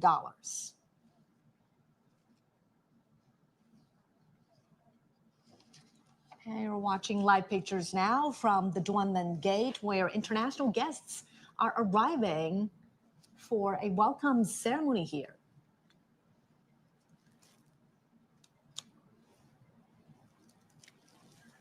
And now we are seeing pictures of the President of the Republic of Azerbaijan, Ilham Aliyev, and his wife.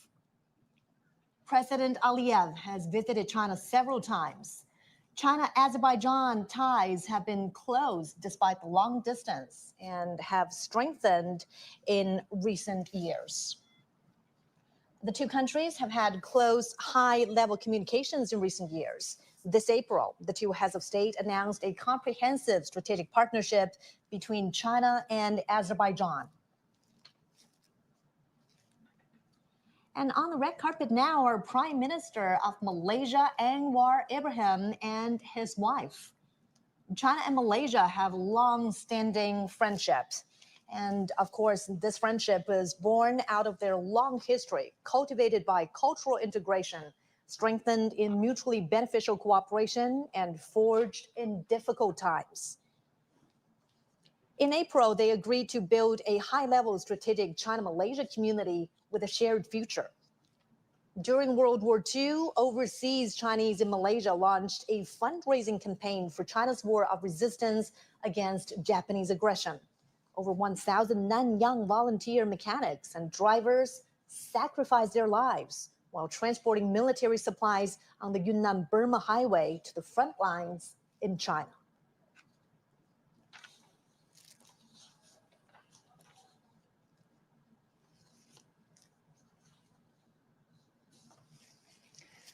Now you're looking at live pictures at the Duanmen Gate, where international dignitaries are continuing to arrive for a red carpet that's rolled out in their honor.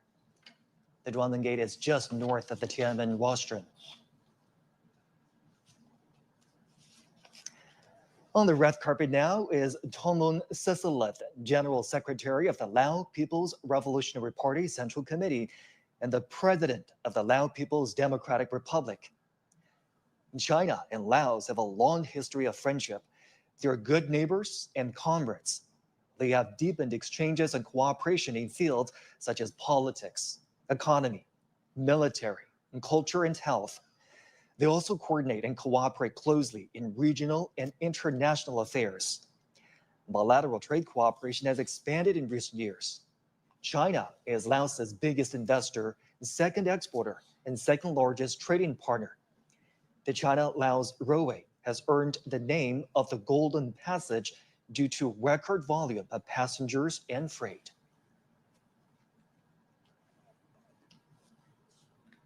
We're watching live pictures from the heart of Beijing, from inside the Forbidden City, the Duanmen Gate, where the red carpet is rolled out for international dignitaries attending the commemoration to mark the 80th anniversary of China's victory in the Chinese People's War of Resistance against Japanese aggression, as well as the World Anti-Fascist War. Heads of state and government are continuing to arrive at Duanmen Gate. This is just north of the Tiananmen rostrum. It's a short walk to the Tiananmen rostrum. China held another commemoration to mark its V-Day 10 years ago in 2015. And it was in that commemoration that heads of state, as well as leaders from international organizations, also attended. And this is certainly a show of solidarity.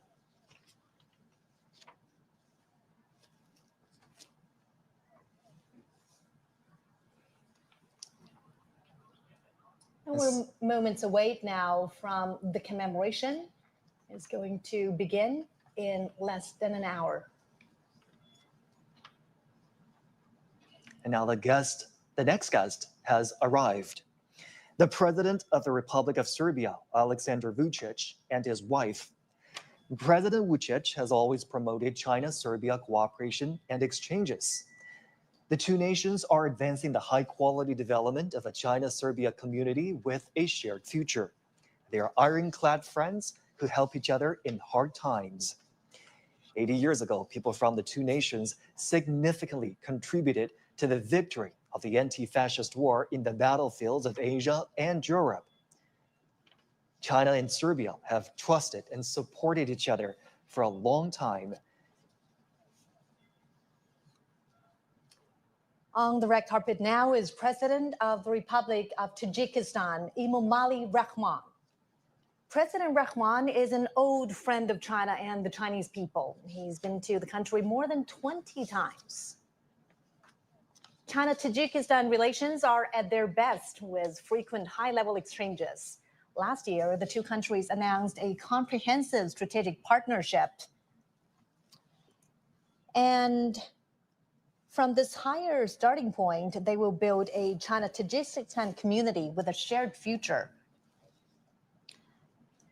Prime Minister of the Islamic Republic of Pakistan, Shehbaz Sharif. Pakistan was one of the first countries to recognize the People's Republic of China. The two are ironclad friends and all-weather strategic cooperative partners. They are deepening their strategic mutual trust and practical engagement. And China has been Pakistan's largest trading partner since 2014. China is also the largest foreign investor in Pakistan.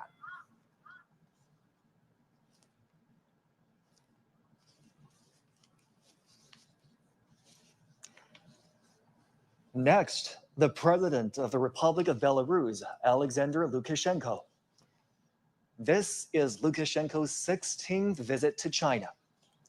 China and Belarus have treated each other with sincerity and trust. As all-weather comprehensive strategic partners, the two have maintained close, high-level exchanges and achieved milestones in their expanded bilateral cooperation. On May the 9th, the Chinese PLA Guard of Honor attended a military parade in the Belarusian capital of Minsk to commemorate the victory of the former Soviet Union's Great Patriotic War. President of the Republic of Zimbabwe, Emmerson Mnangagwa. In 2024, President Mnangagwa made a state visit to China and attended the China-Africa Cooperation Forum Summit in Beijing. He did his military training in China in the 1960s and had a deep bond with the Chinese People's Liberation Army. The two countries and the two parties share similar thoughts. Now, President of the Islamic Republic of Iran, Masoud Pezeshkian, and his daughter, Zahra Pezeshkian. China and Iran have a long-standing friendship. In their 54 years of diplomatic ties, their relations have always been stable and healthy. In 2016, Chinese President Xi Jinping made a state visit to Iran. The two countries established a comprehensive strategic partnership.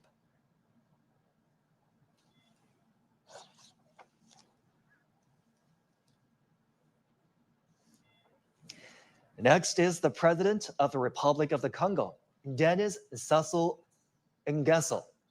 Among African leaders, he is one of those who has made the most visits to China and met with Chinese President Xi Jinping. The two heads of state have a deep friendship. The Republic of the Congo is China's ironclad friend. Bilateral ties were upgraded to a comprehensive strategic cooperative partnership in 2016.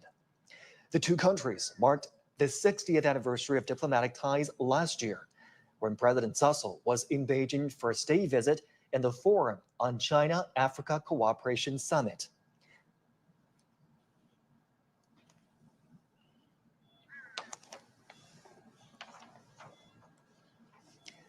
Next, the King of Cambodia, Norodom Sihamoni. China and Cambodia have enjoyed long-standing friendship. The two peoples have interacted for their mutual benefit. This April, they elevated bilateral relations to an all-weather China-Cambodia community with a shared future in the new era. It's the first time China has upgraded ties with a Southeast Asian country to such a level. And walking on the red carpet are President of the Republic of Uzbekistan, Shavkat Mirziyoyev, and his wife. President Mirziyoyev has been to China many times. Friendly cooperation between the two peoples has been vigorous under the Silk Road spirit. And last year, China and Uzbekistan established an all-weather comprehensive strategic partnership in the new era.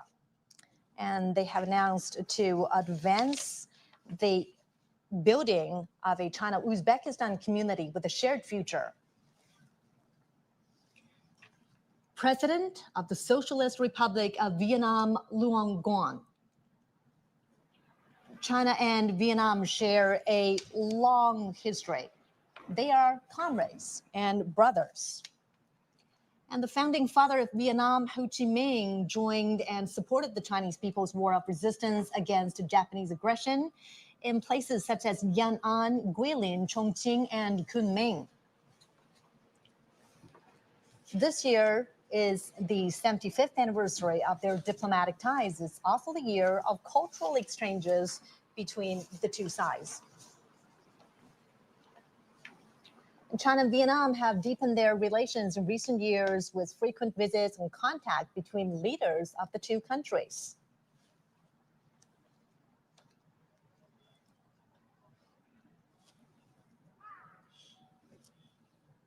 And now, Prime Minister of Nepal, KP Sharma Ali, and his wife. Connected by mountains and rivers, China and Nepal have a long history of friendly exchanges. This year is the 70th anniversary of their diplomatic ties. The two countries have seen healthy and stable development in bilateral relations and strengthened political trust. China and Nepal have also expanded cooperation in various fields and under the Belt and Road Initiative. In 2019, their relations were upgraded to a strategic partnership of cooperation featuring everlasting friendship for development and prosperity. And this partnership continues to deepen. And again, CGTN is bringing you live pictures from the heart of Beijing, the Duanmen Gate, which is to the north of the Forbidden City.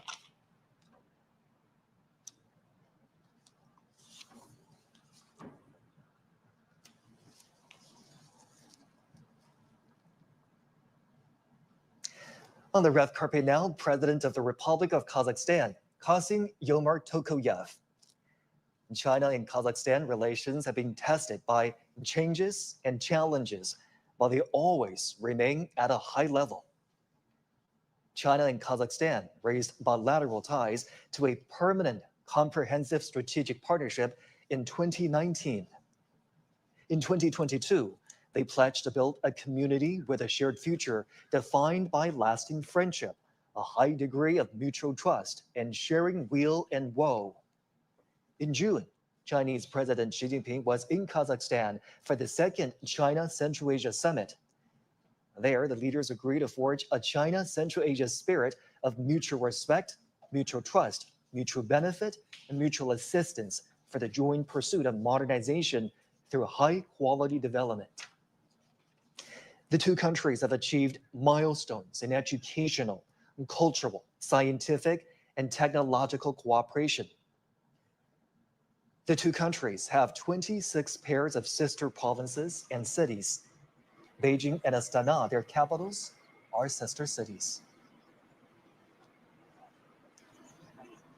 Next is the General Secretary of the Workers' Party of Korea, and President of the State Affairs of the Democratic People's Republic of Korea, Kim Jong-un.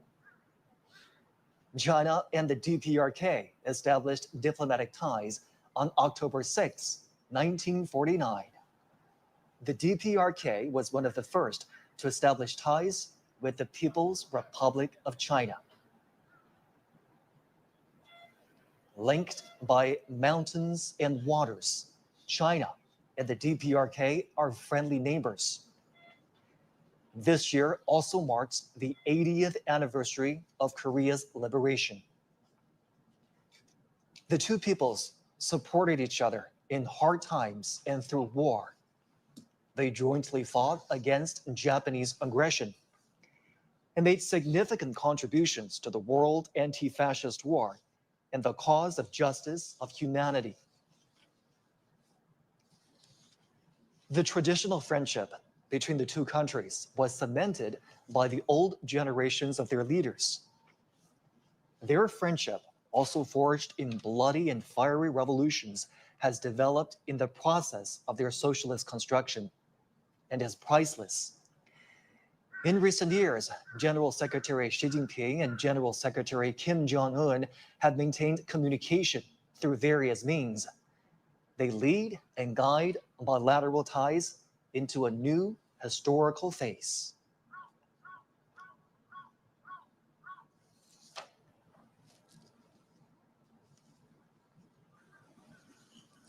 At the invitation of Chinese President Xi Jinping, dozens of heads of state and government will attend today's commemoration in Beijing. On September 3rd, China marks its V-Day, and this is the 80th anniversary of the victory in the Chinese People's War of Resistance against Japanese aggression and the World Anti-Fascist War.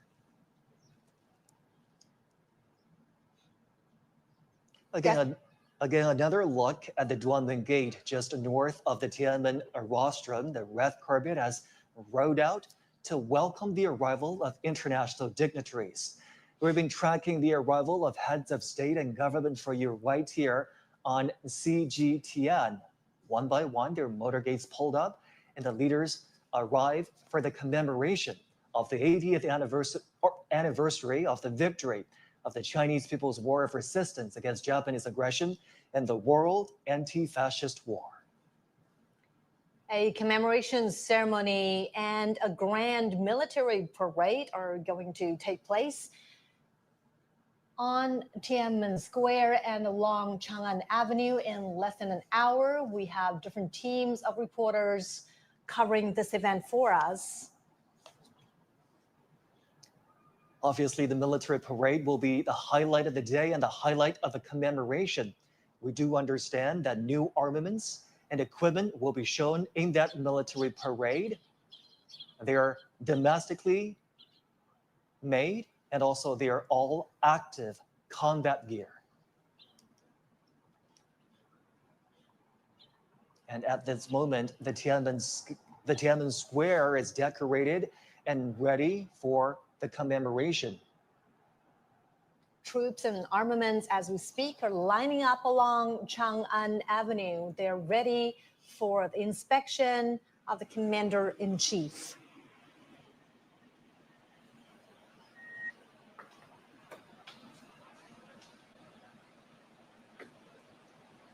Motorcades carrying heads of state, international dignitaries are arriving here at the Duan Gate.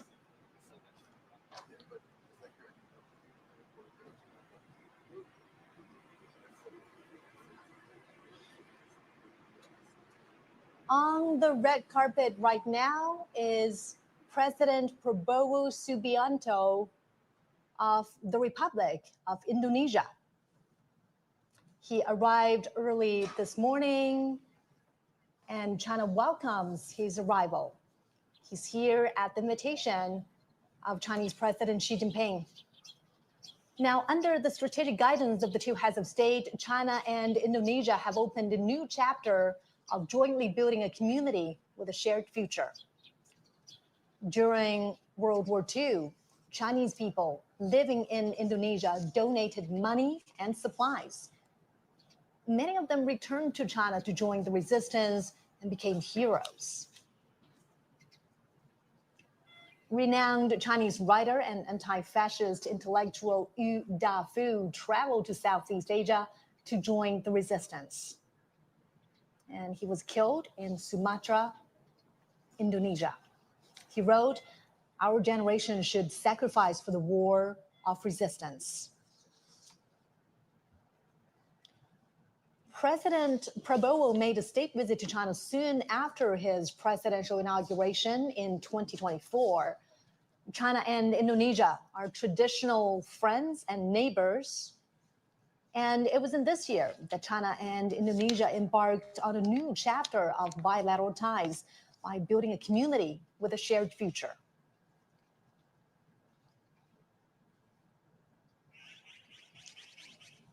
International dignitaries are continuing to arrive at Duanmen Gate, just north of the Tiananmen rostrum in the heart of the Chinese capital. There, a red carpet has been rolled out in honor of the visiting dignitaries. They are heads of state and government who will be participate in the commemoration today of the 80th anniversary of the victory of the Chinese People's War of Resistance against Japanese aggression and the World Anti-Fascist War. Later on, a military parade will take place on the Chang'an Avenue, an east to west major thoroughfare, cutting right through the heart of the Chinese capital, Beijing. CGTN will have full coverage of the commemoration today. Make sure you do stay with us right here on CGTN.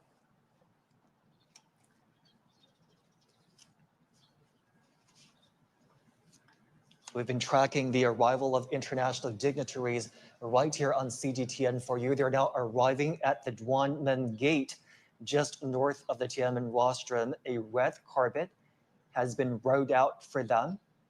That's right. And the Dunman Gate is where this reception is taking place. We're seeing another limousine.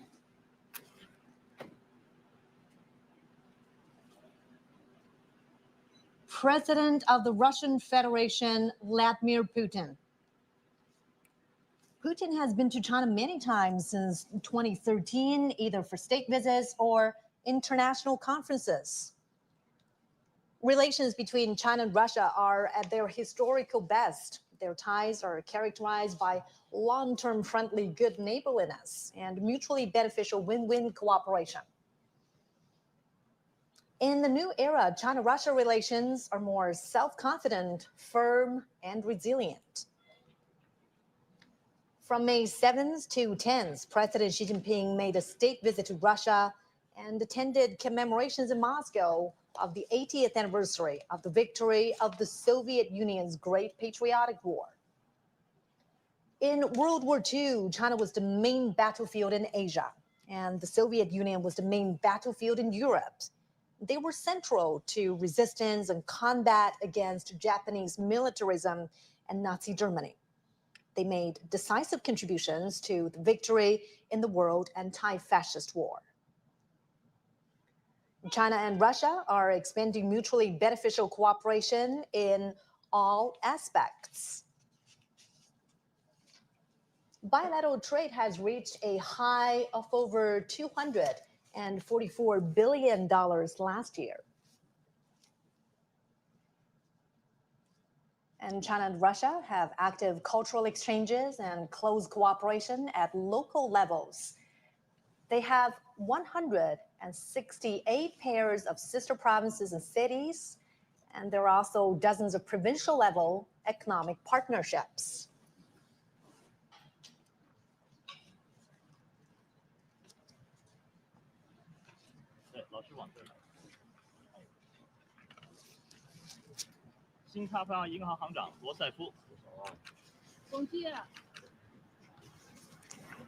Remembering history, honoring the fallen heroes, cherishing peace, and creating a better future.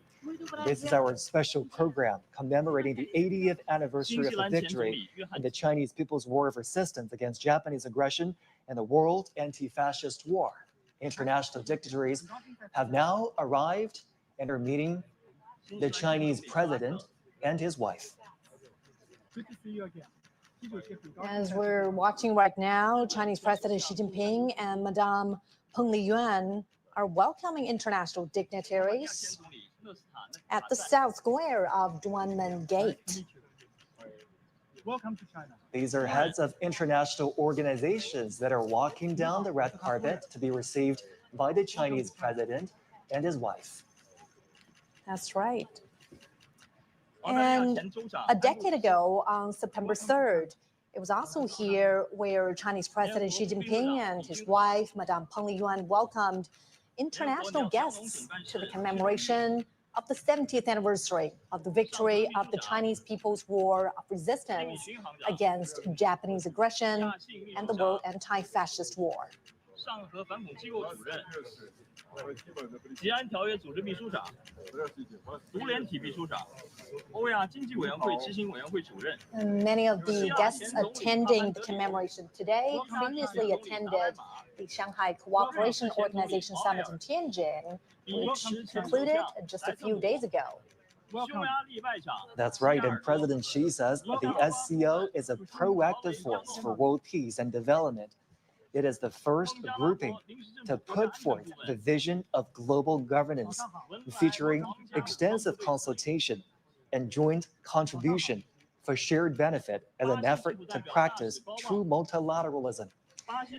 He also said the SCO always stands on the side of international fairness and justice and champions inclusiveness and mutual learning between civilizations and opposes hegemonism and power politics.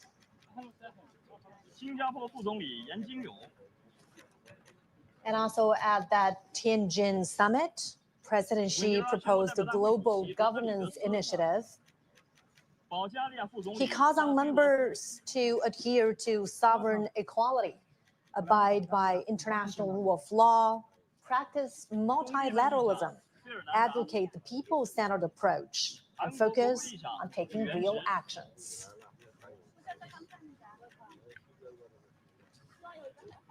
The Chinese president and his wife greeting the international dignitaries that have arrived in Beijing for the commemoration of the 80th anniversary of the victory of the Chinese People's War of Resistance against Japanese aggression and the World Anti-Fascist War.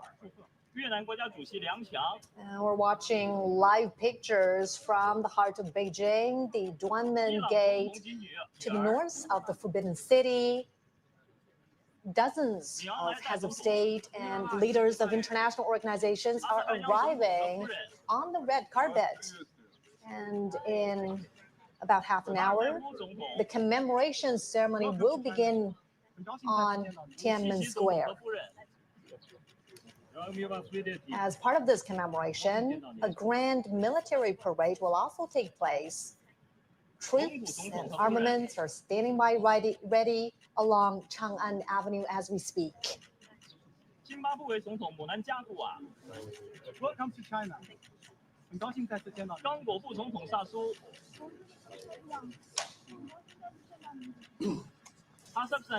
And it's early morning in Beijing. CGTN is broadcasting live to a global audience.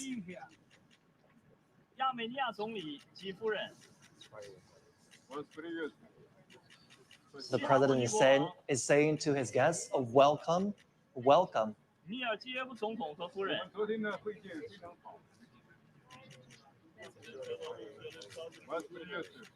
And as these international guests are arriving, later on they will pose for a group photo. And here's what we know about the commemoration that will happen later today. The Chinese president will deliver an important speech at the commemoration. And the commemoration includes a massive military parade, which is composed of two parts, the inspection of the troops and the march past, lasting approximately 70 minutes. Welcome to China.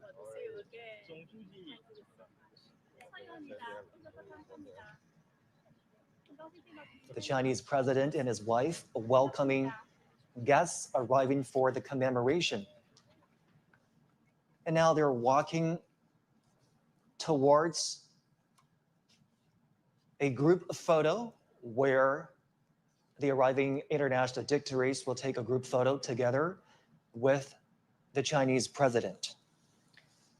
We are certainly marking a significant anniversary today on September 3rd. China is commemorating the 80th anniversary of the victory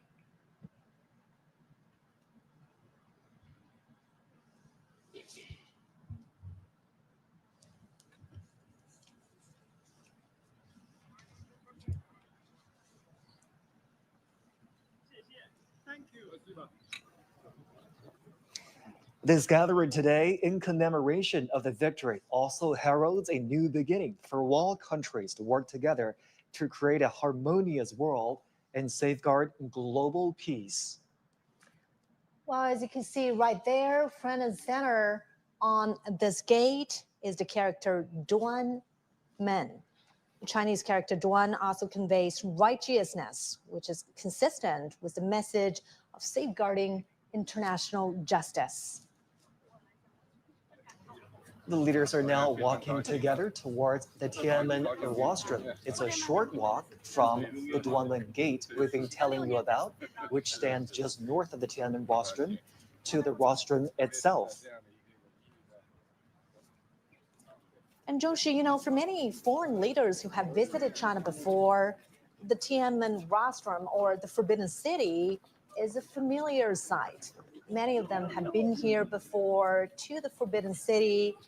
However, this gathering here today holds a special significance. Absolutely. The Tiananmen rostrum sits right in the heart of the Chinese capital with viewing platforms that can overlook the Tiananmen Square. The leaders will be walking towards the rostrum. They will ascend to the viewing platform on the rostrum and view the military parade together. Now, as they walk on the red carpet to make their way to the top of the Tiananmen rostrum, a little bit of background information about the structure. It was built as a ceremonial gate to the imperial city in the Ming Dynasty. It's witnessed ties of Chinese history in the past 6 centuries. And in 1937, Tiananmen Square witnessed the fall of Peking. In October 1945, Japanese invaders in North China officially surrendered at the square of the Hall of Supreme Harmony in the Forbidden City.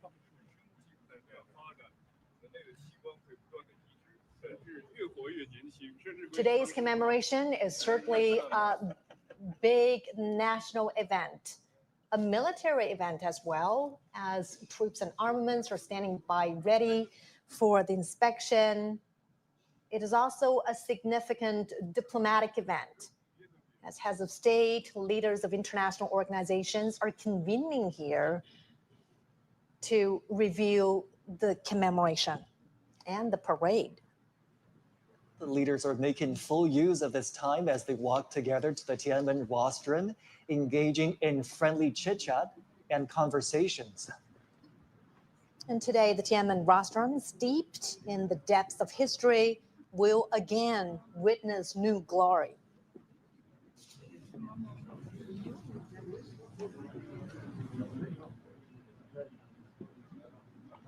It is a pretty long walk to ascend to the top of the Tiananmen rostrum.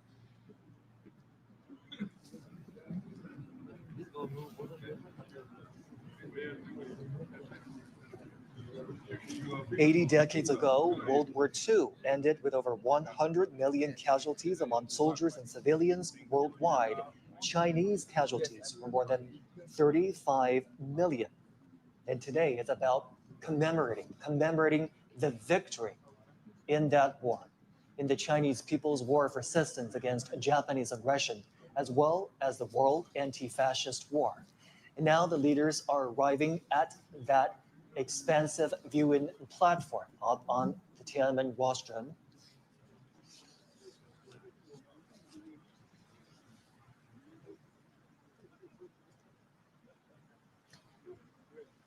And we understand that some of the veterans of the War of Resistance were given their own viewing spots on top of the Tiananmen rostrum.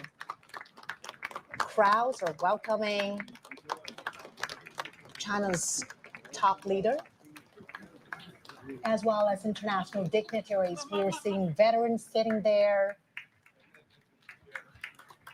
and President Xi Jinping and international dignitaries are shaking hands with a 99-year-old veteran, 100-year-old veteran from the 8th Route Army, 94-year-old veteran from the 8th Route Army, 102-year-old veteran from the new 8th Route Army, and from South China Guerrilla Force, 100-year-old veteran from the Kuomintang.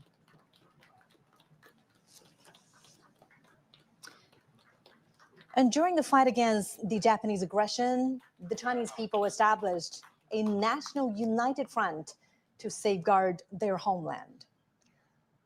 Obviously, the Chinese president was very pleased to see the veterans present up on the Tiananmen rostrum.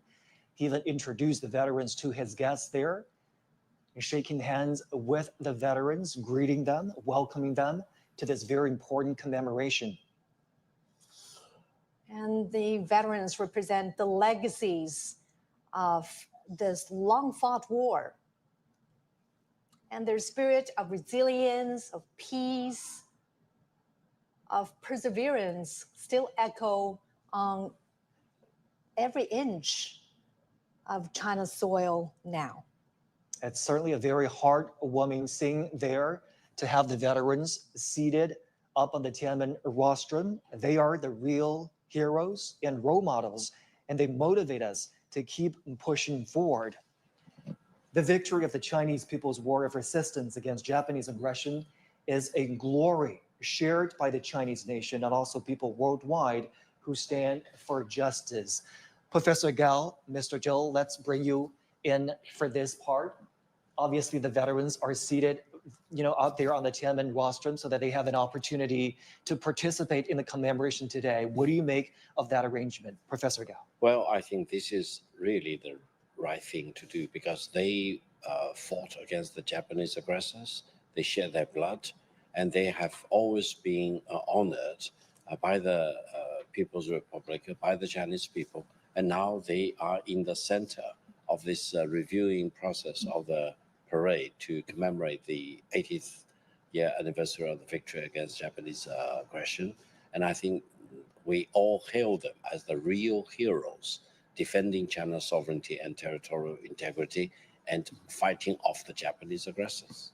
Real heroes and real witnesses, not only to the atrocities of the war, but more importantly to the final victory. And we're so happy that they get to see the commemoration today. Mr. Zhou, your thoughts? Well, I think I can't agree more with Victor Gao about the importance of having these veterans standing on Tiananmen Square. I think it's rare, it won't be easy for us to see these people right now because they're all very old people, but they're still alive, but they can still see how strong China is today, in which they have made their due and a great contribution. So I think that is indeed a great honor for them to be there and for us to see them there. Now, many of these veterans fought under extremely harsh conditions: poverty, famine, the lack of military resources. What does their perseverance teach us about the spirits of, resilience and courage? And, besides honoring them in events like this, what more could we do, Professor Gao, to really weave their legacies more into everyday life? I think these veterans 80 years ago, or more than 80 years ago, fought against Japanese aggressors not only as soldiers, but they were true representatives of the Chinese nation, true representative of the Chinese culture and the Chinese civilization. In their bodies, I can see the most splendid and the glorious part of the Chinese civilization. So they became the epitome of the Chinese nation. They became the epitome of the Chinese civilization. And by shedding blood for their own motherland, by fighting off foreign aggressors, they set an example for the future generation. So now we honor them as our national hero, and the younger generation draw inspiration from these veterans and learn lessons from them, and we become redoubled in our commitment to defending peace and defending China and defending the Chinese culture and ultimately the Chinese civilization. Obviously, we're commemorating this day. We're inviting veterans up on the Tiananmen rostrum to carry on the spirit of the war of resistance against the Japanese aggression. Mr. Zhou, how do we do that? How do we make sure that the spirit of perseverance, the spirit of never surrender, the spirit of defending your motherland lives on in today's world? Well, these people are actually old soldiers, right? And old soldiers never die. So what they have left us are actually a litany of fine traditions. But if you look at the PLA today, you would find it so interesting to see that how small they were at that time and how ill-equipped they were at that time. But on the contrary, today, China is almost the opposite, right? China is having the largest armed force in the world, and in a moment, we're going to see all the modern weaponry at the combat platforms. But still, this kind of fine traditions are basically in the heart and in the blood of our modern-day soldiers, because that's really, really matter, for us, if you are going to another war. So you have to think of where you come from, right? And what kind of traditions are already placed in you. So these people basically are the very sources of a fine tradition. How can remembering their sacrifices and contributions inspire values that are still relevant today? Professor Gao. Well, I think they are the true Chinese nationals and our heroes. But allow me to mention, behind these veterans, I also see those who fell on the battleground, who really sacrificed their lives for the Chinese nation. So I think we not only see these veterans who are the true representative of those heroes fighting against Japanese aggressors, but they are also representatives of all the millions of the Chinese soldiers who shed their blood, who sacrificed their life, and they too become the national heroes for the current generation of the Chinese nation and the future generations. And I think by honoring them, we honor ourselves, we honor our national history and our Chinese civilization, and we honor peace. That is the most important thing. You know, we talked about international solidarity towards ending the Second World War, and the international solidarity is also present today with the turnout of those international dignitaries that have arrived in Beijing. You're looking at live pictures of the Tiananmen Square that's fully decorated for the commemoration today. There are the year marking installations that show the years 1945 and 2025.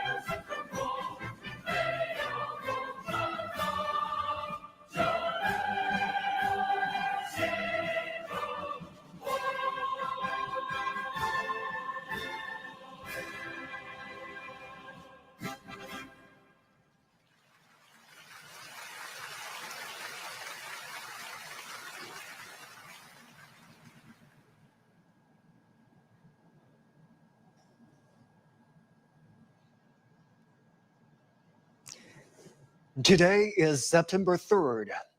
In the capital, Beijing, the commemoration of the 80th anniversary of the victory of the Chinese People's War of Resistance against Japanese aggression in the World Anti-Fascist War will begin soon. CGTN is broadcasting the commemoration live to global audiences.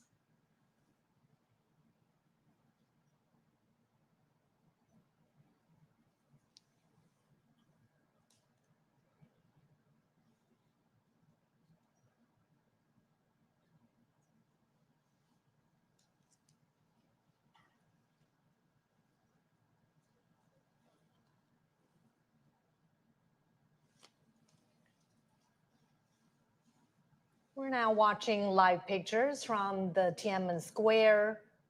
The commemoration is going to begin in just a moment.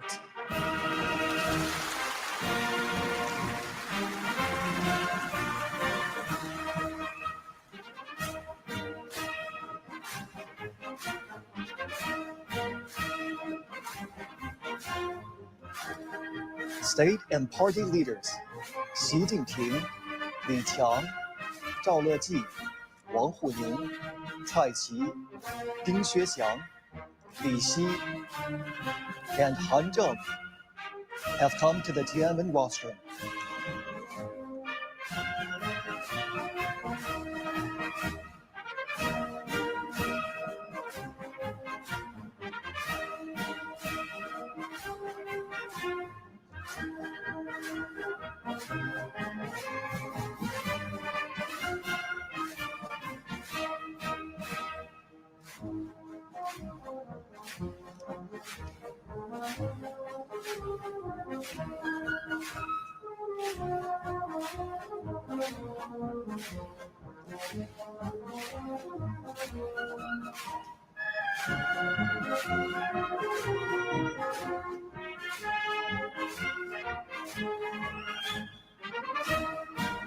Dozens of foreign politicians and dignitaries attend the ceremony at the invitation.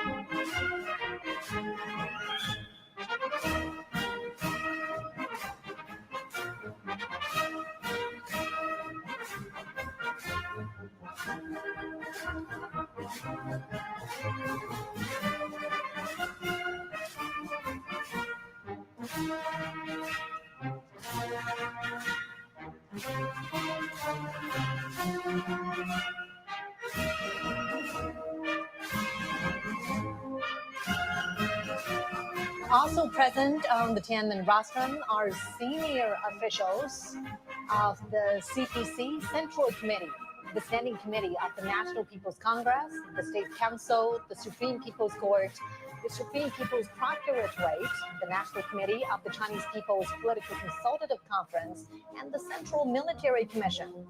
Retired leaders of the party and the state, some veteran soldiers who participated in the War of Resistance, representatives of Kuomintang veteran soldiers who had fought the Japanese aggression, family members of the Kuomintang high-ranking officers who had died in the War of Resistance, representatives of those who received awards for their service, and representatives of Hong Kong, Macau, and Taiwan compatriots, as well as overseas Chinese, are also present on the Tiananmen rostrum.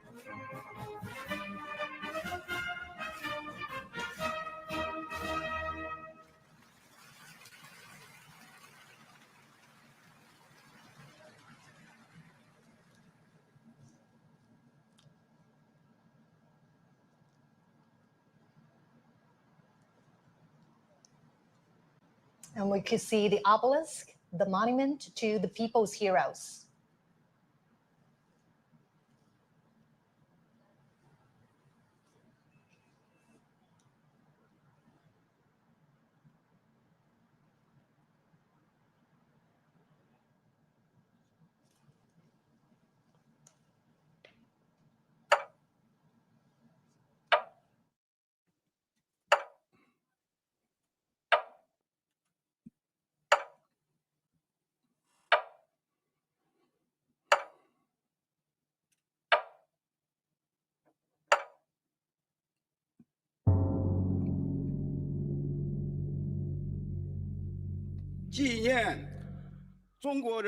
The commemoration of the 80th anniversary of the victory of the Chinese People's War of Resistance against Japanese aggression and the World Anti-Fascist War now begins.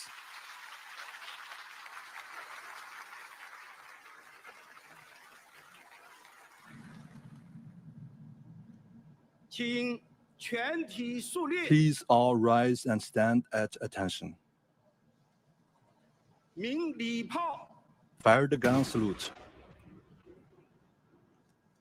An 80-gun salute is fired to mark the 80 years since the victory of the War of Resistance. The thunder of guns resembles roars of soldiers on the battleground. It is also like a song of triumph, transcending the time and space to tell our fallen heroes. In China today, Termination.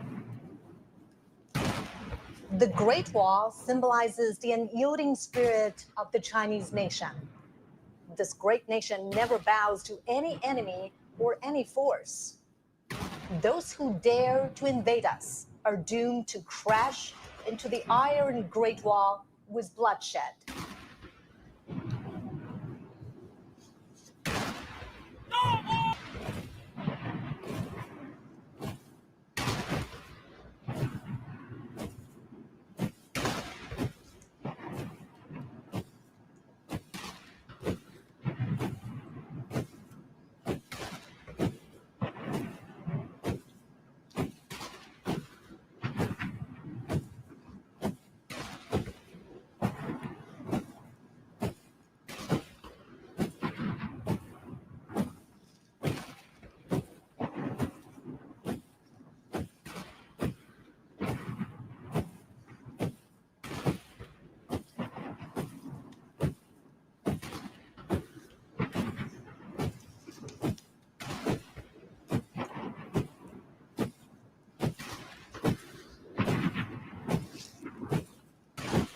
Chinese people's deep love towards the motherland can be seen from the steadfast gaze of the honor guards.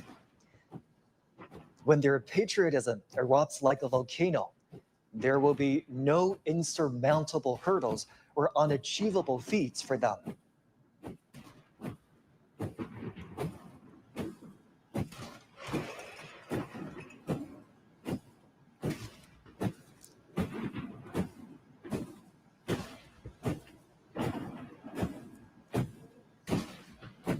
The wheel of history never stops.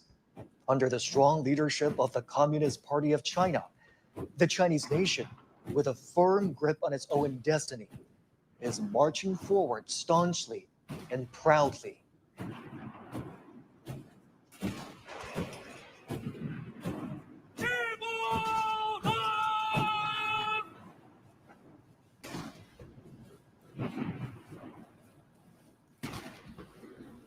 From the monument of the people's heroes to the national flagpole, and from the great victory to the great rejuvenation, the Chinese nation has walked a long way of innumerable difficulties and hardships. This is a road to national independence and people's liberation. It is also a road to national dignity, prosperity, and strength, and a road to Chinese modernization and a global community with a shared future.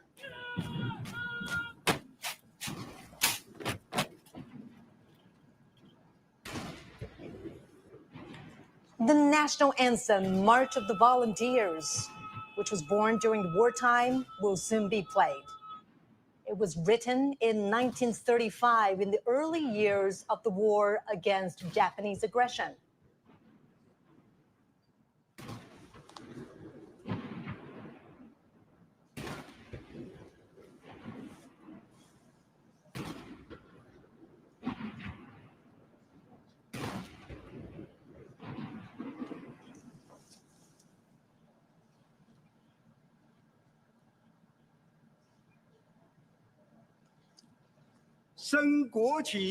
Raise the national flag and sing the national anthem.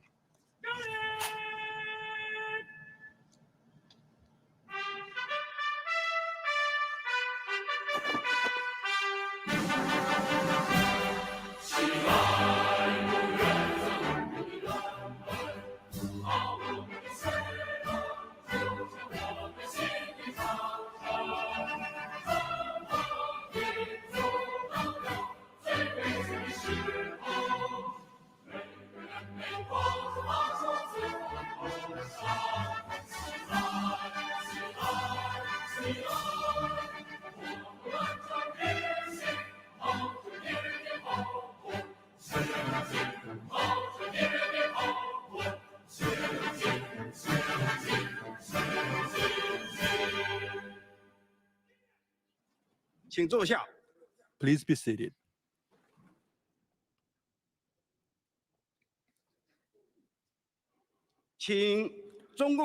I invite General Secretary of the CPC Central Committee, President of the People's Republic of China, and Chairman of the Central Military Commission, Comrade Xi Jinping, to deliver an important speech.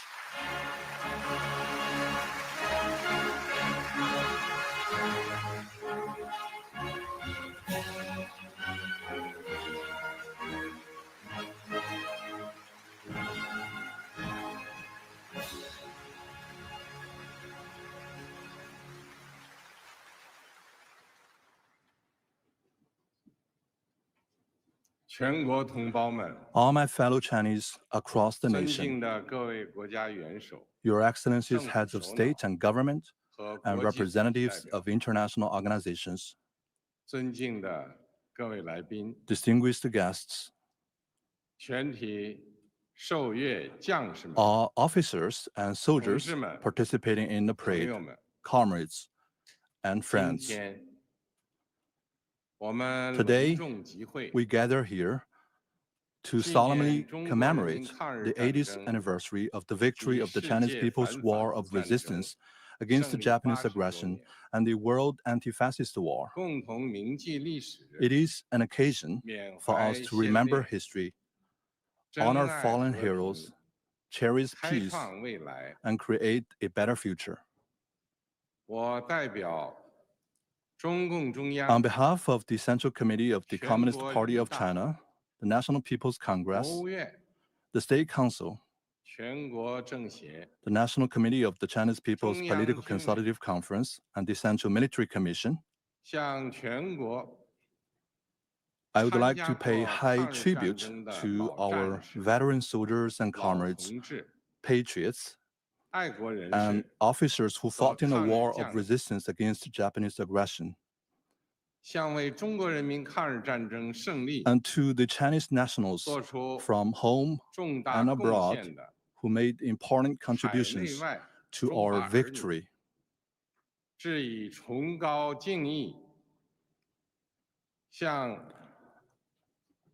I would also like to express my sincere thanks to foreign governments and friends that supported and assisted the Chinese people in resisting aggression.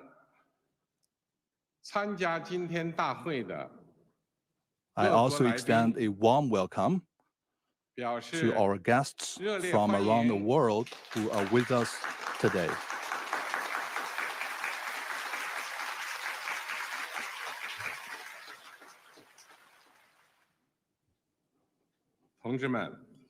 Comrades and friends, the Chinese People's War of Resistance against the Japanese aggression was a great war fought with tenacity and valor.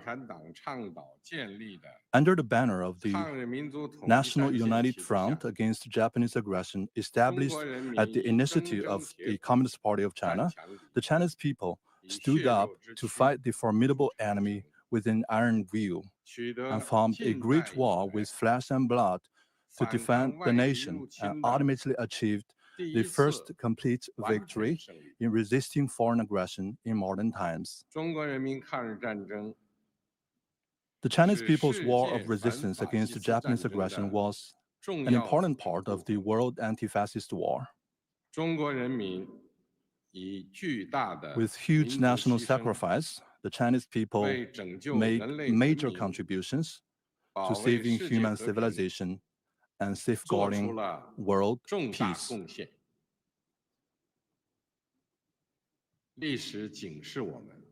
History cautions us that humanity rises and falls together.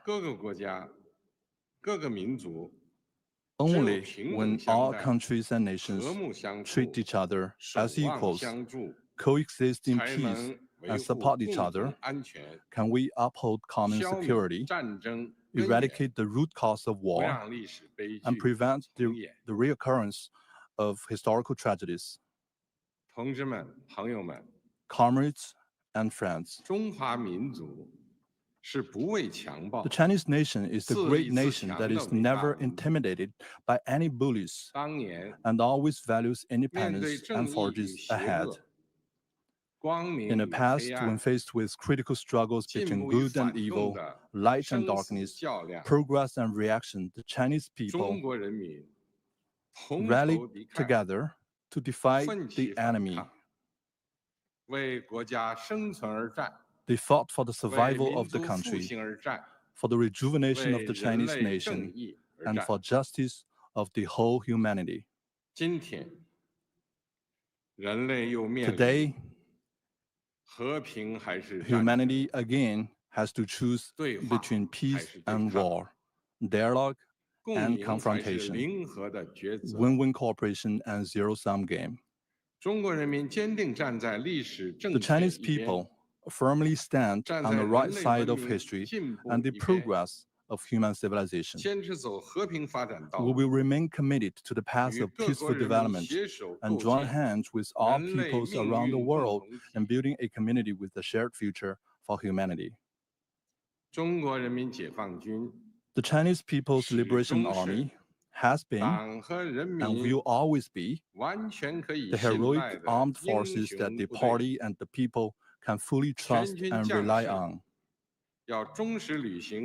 All service members should faithfully perform their sacred duties, speed up the building of a world-class military, and firmly safeguard China's sovereignty, unity, and territorial integrity. All service members should provide strategic support for the great rejuvenation of the Chinese nation and make greater contributions to the peace and development of the world.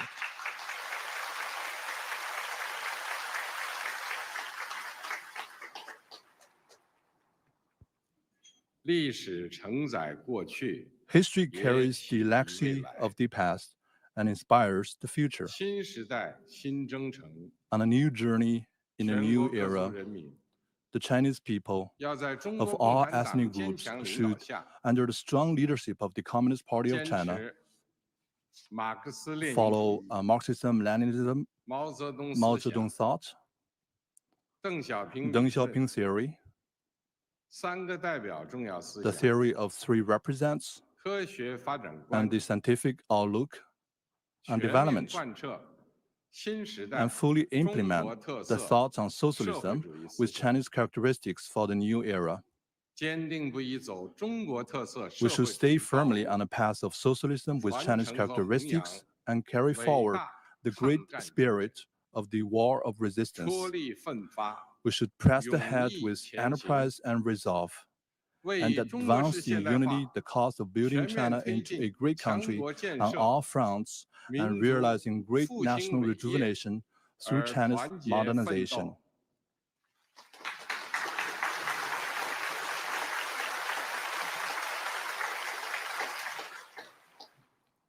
The great rejuvenation of the Chinese nation is irresistible.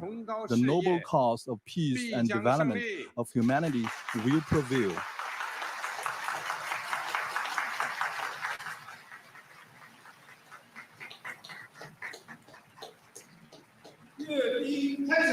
The military parade now begins. Markers in position.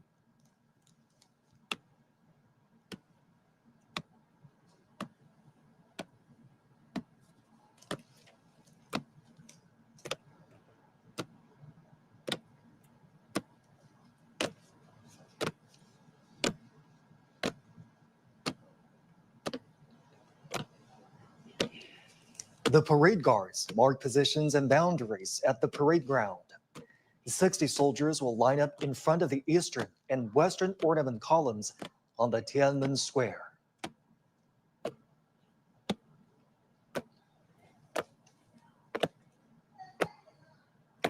Marching with steadfast footsteps and imposing bearing, the ironclad troops showcase their unshakable faith, strong conviction, strict discipline, and firm commitment to their duties.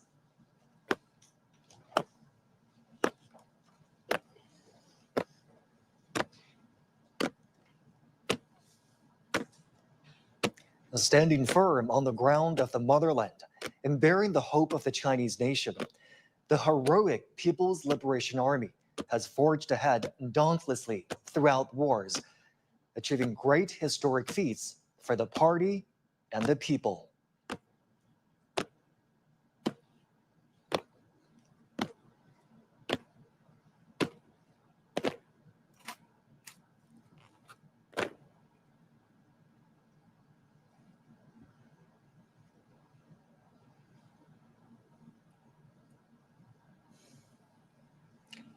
At this solemn moment today, the People's Armed Forces are ready for the inspection of General Secretary of the Communist Party of China's Central Committee, Chinese President, and Chairman of the Central Military Commission, Xi Jinping.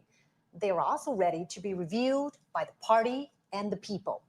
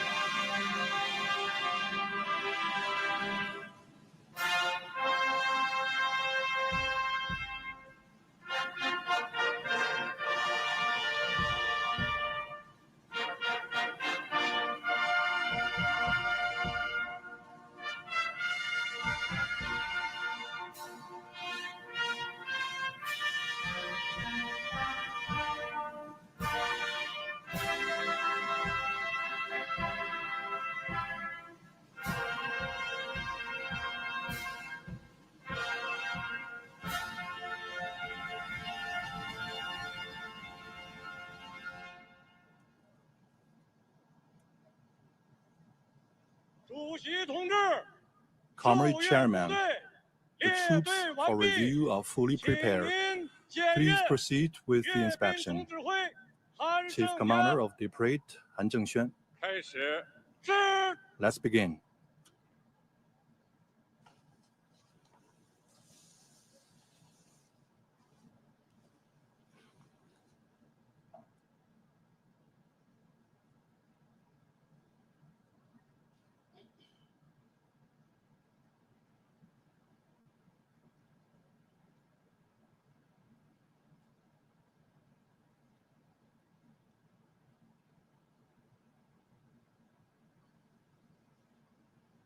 Next, President Xi will pay an eye salute to the party, national and military flags.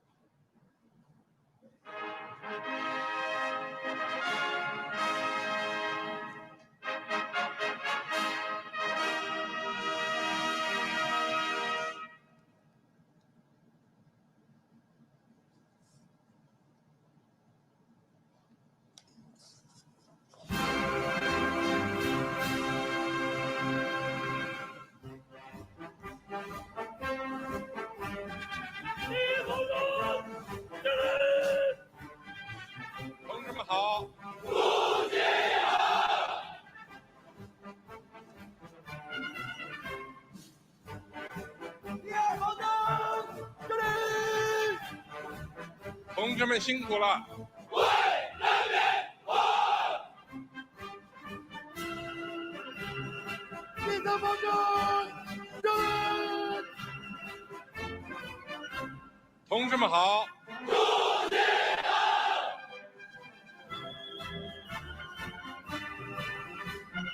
立正方针，敬礼！同志们辛苦了！为人民服务！ In a typical back and forth, President Xi says, "Salute to you, comrades." And the soldiers reply, "Hail to chairman." The president then says, "Comrades, thank you for your hard work." To which the soldiers reply, "We serve the people."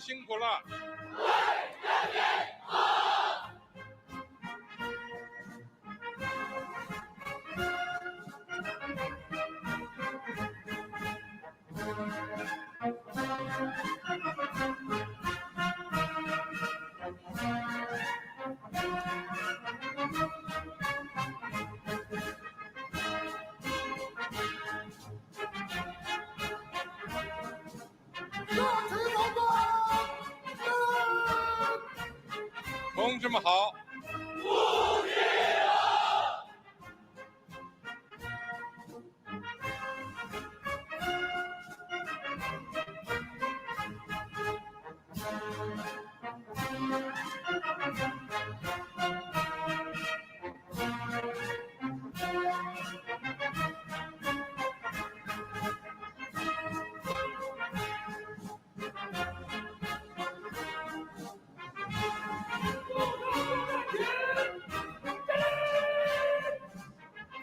同志们辛苦了！ As you could hear right there, the phrase "serve the people" was written into the party constitution at the 7th National Congress, the Communist Party of China, in 1945.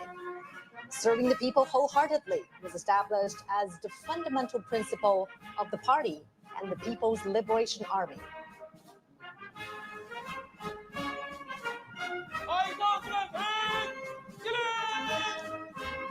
同志们好！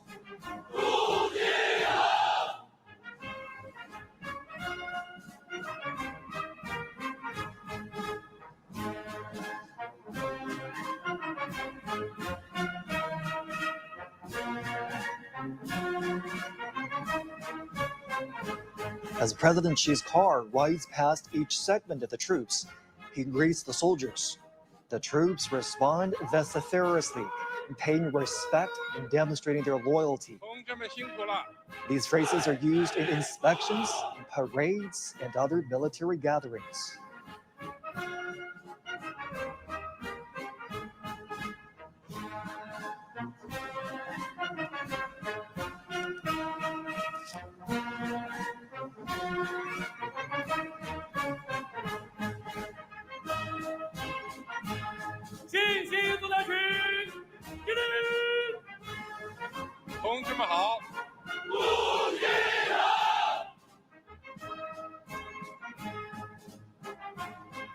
The PLA views itself not only as the defender of national sovereignty, but as an integral part of society with a direct responsibility to safeguard people's well-being. In peacetime, the Chinese military participates in missions that serve the people's interests, such as disaster relief. And all this has earned them the title, the most beloved people in China.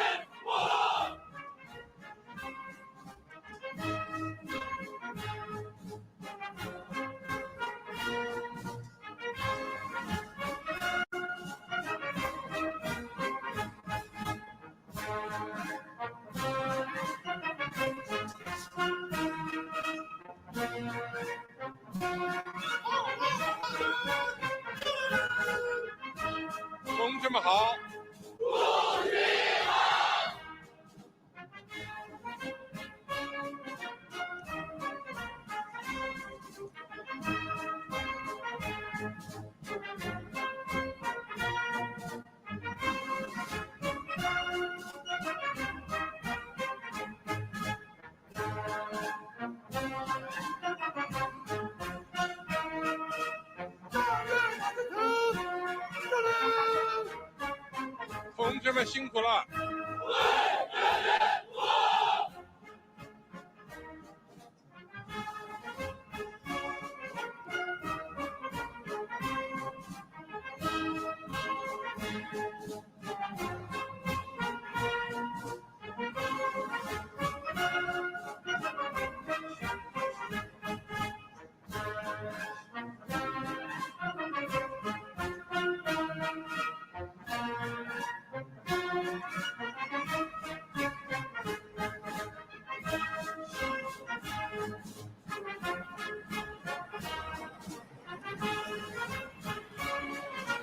Now, President Xi is heading back to the Tiananmen rostrum.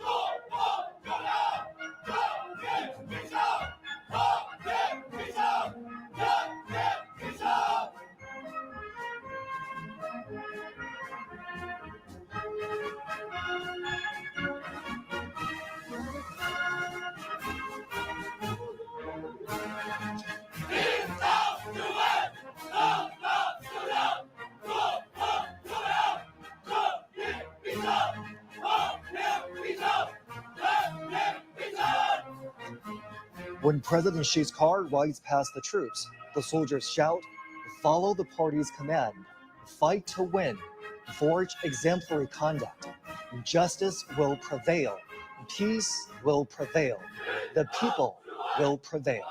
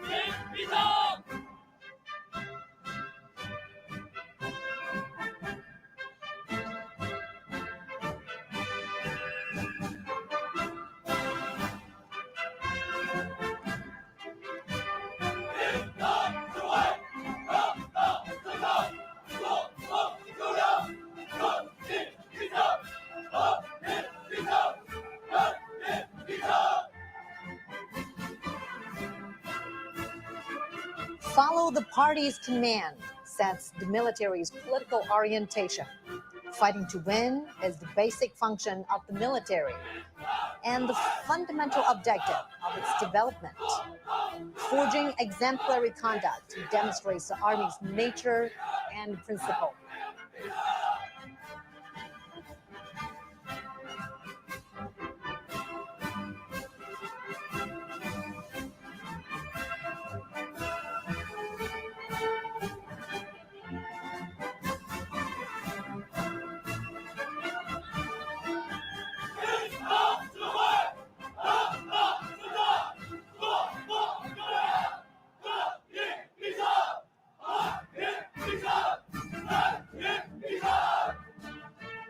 Justice will prevail, peace will prevail, the people will prevail. These three phrases were the closing lines in President Xi's speech 10 years ago, when the country marked the 70th anniversary of the victory of Chinese People's War of Resistance against Japanese aggression and the World Anti-Fascist War.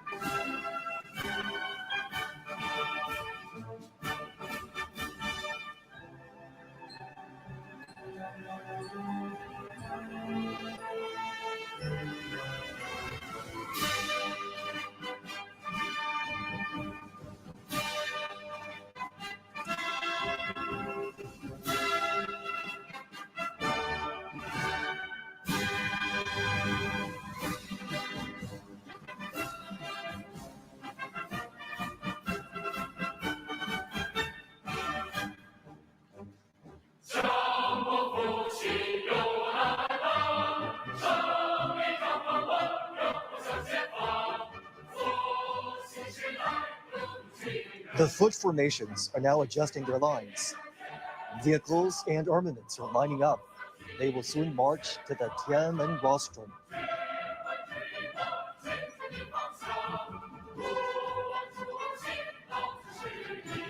The People's Liberation Army is known as the PLA. In 1927, its frontrunners were founded by the Communist Party of China. It was originally called the Chinese Workers and Peasants Red Army. This year marks the 98th anniversary of the founding of the PLA.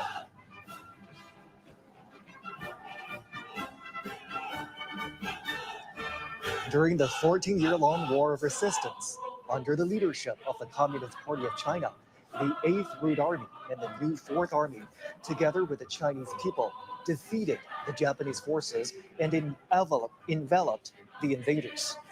They asserted their role in the battlefields and achieved victory in the war for national liberation.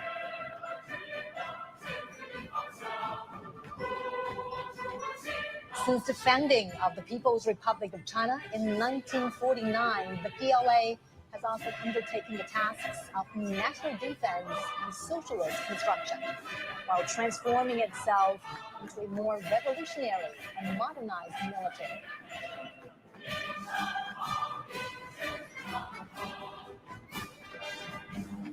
Alongside the latest generation of conventional weapons, the parade will feature unmanned intelligence systems, underwater combat units, cyber and electronic forces, and hypersonic weapons, highlighting the PLA's growing capacity to harness emerging technologies, adapt to the evolving character of warfare, and prevail in future conflicts.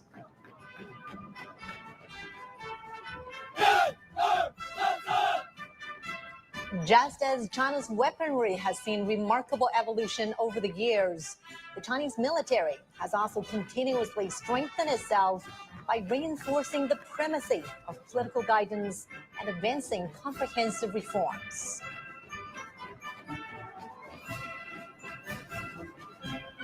China pursues a national defense policy that is defensive in nature.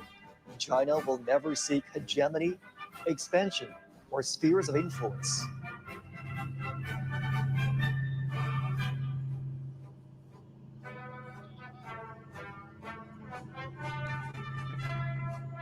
Today, the PLA protects China and its people while making significant contributions to safeguarding world peace. It is the largest contributing country for peacekeepers among the permanent members of the UN Security Council. China has formulated a three-step development strategy for modernizing national defense and the armed forces to achieve the centenary goals of strengthening the PLA by 2027, realize the modernization of national defense and the armed forces by 2035, and fully build the military into a world-class one by 2050.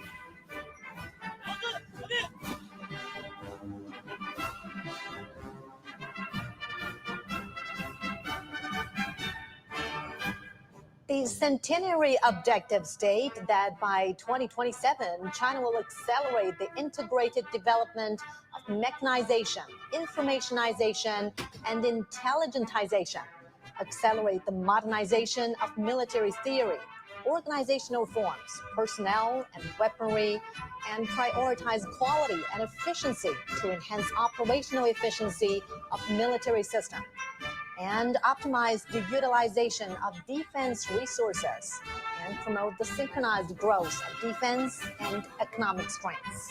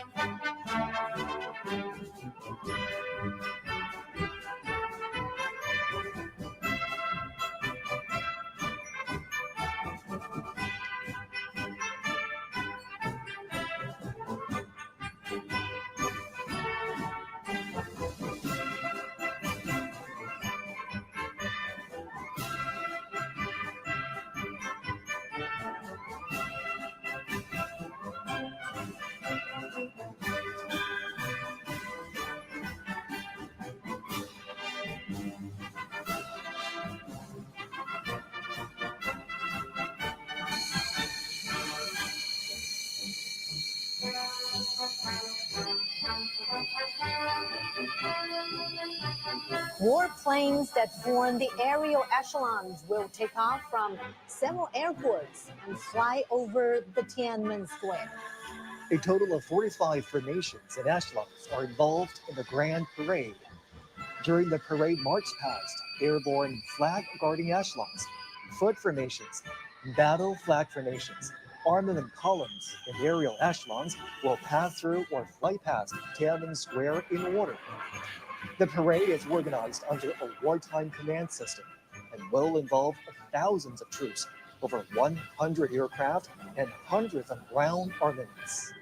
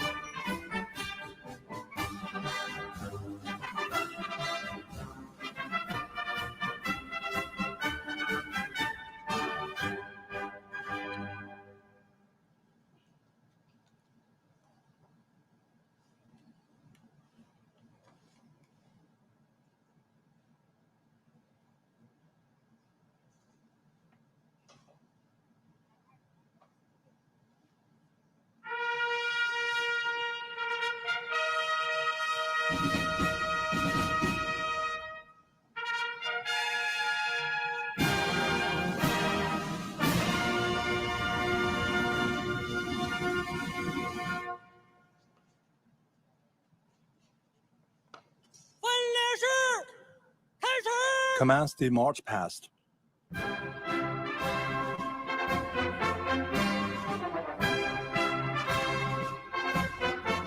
Flag guides the direction. Flag pulls strength. The march past begins with the airborne flag guard echelon. Accompanied by impassioned military music, the flag of the CPC, the national flag of the People's Republic of China, and the flag of the People's Liberation Army are fluttering high in the air. 26 helicopters form huge numerical shapes of 8 and 0. 3 helicopters are bearing the banners that read, "Justice will prevail, peace will prevail, the people will prevail." These messages are a great truth inspired by history, a solemn proclamation of the right course, and a clarion call in an era of peace and development. The Chinese nation always cherishes peace and takes side with historical correctness, fairness, and justice. The People's Military will always be an iron great wall in defending national sovereignty, security, and development interests, as well as a pillar of world peace.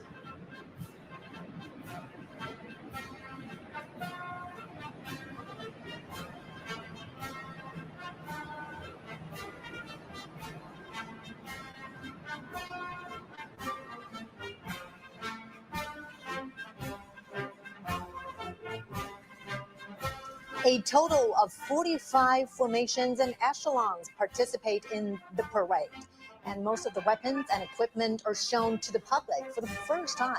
It not only embodies the continuation of the heroic armed forces during the War of Resistance, but also demonstrates the new look of the people's military in the new era with enhanced political awareness and its new structure and force composition, new progress in modernization, and new achievements in enhancing combat readiness.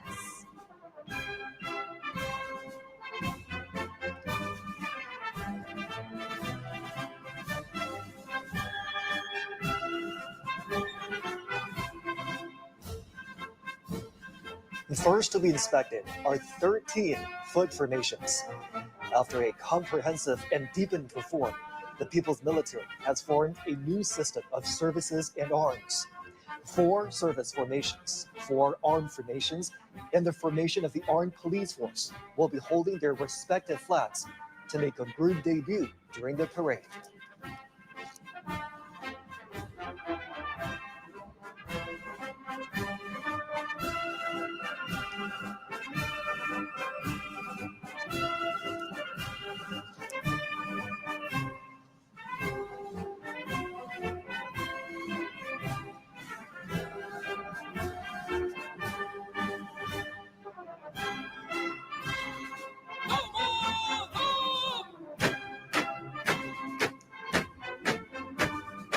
Holding high the party, national, and military flags, the formation of the Guard of Honor of the PLA is marching toward us.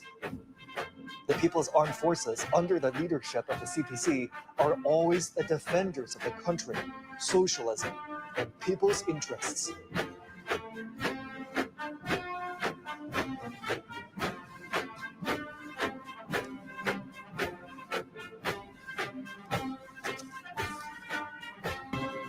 Coming up next is the Air Force formation. Building a strong Air Force has been the unremitting pursuit of the party and the people. Taking off in times of wars and sharpening its edge through battles, the PLA Air Force is making great strides towards integrating air and space capabilities and coordinating offensive and defensive operations.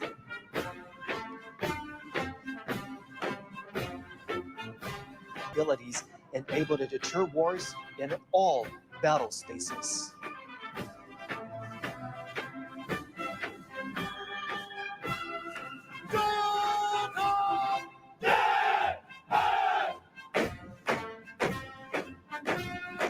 The Aerospace Force formation is making their debut in the parade. As a new domain, new quality force advocating peaceful utilization of space, PLA Aerospace Force safeguards the lasting peace and common security of space and offers strategic support for building a great power in aerospace.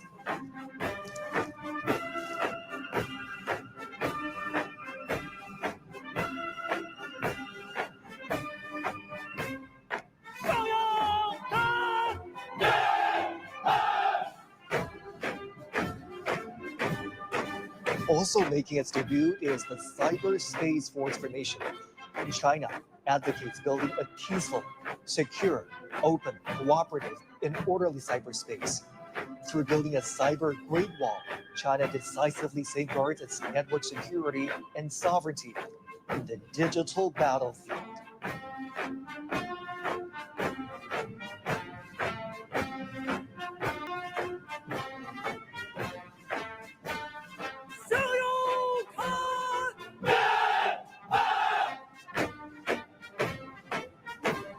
The Information Support Force formation is also making its debut at the Tiananmen Square.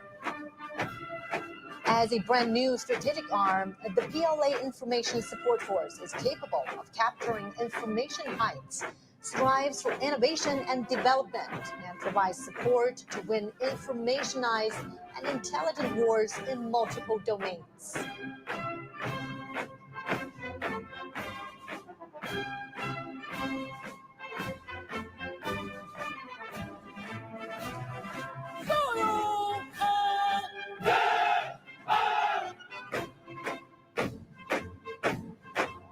Now receiving inspection is the Joint Logistics Support Force Formation. From self-reliance during the War of Resistance all the way to becoming part of the synchronized operational systems and providing effective and precise assistance in the new era, the PLA Joint Logistics Support System has made new strides.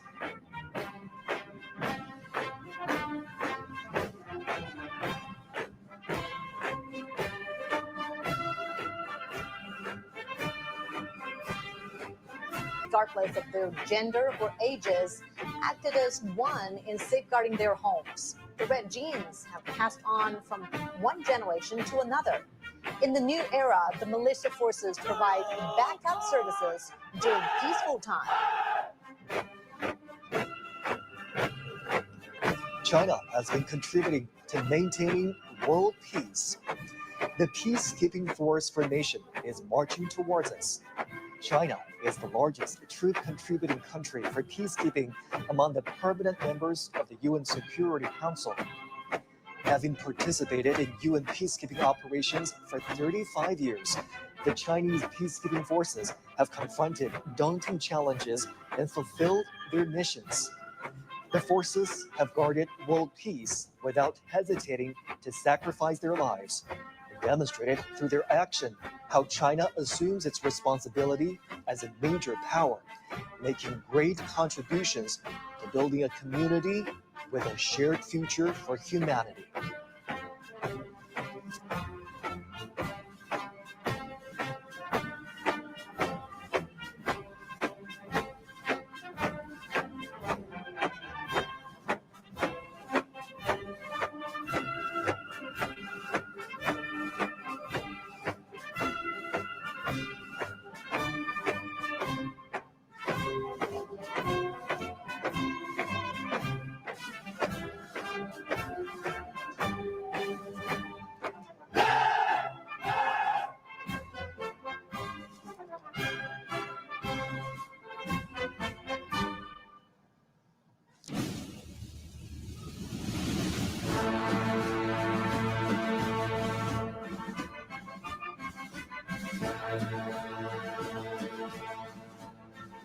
With majestic bearing, the 7 combat groups of the armament formations, led by the banner formation, are ready to be revealed.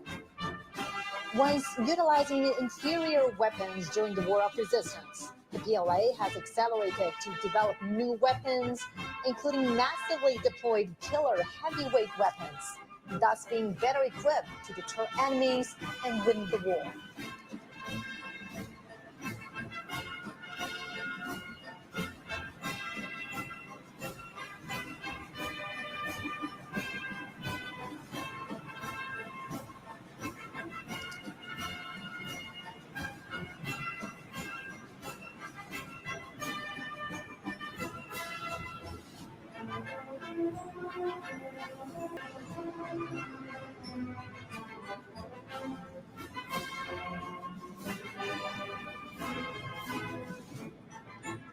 The banner formation showcases 80 honorary banners of the hero unit troops, bearing glory from the past. The banners symbolize heroism and victory. The of the land combat group are ready to be revealed.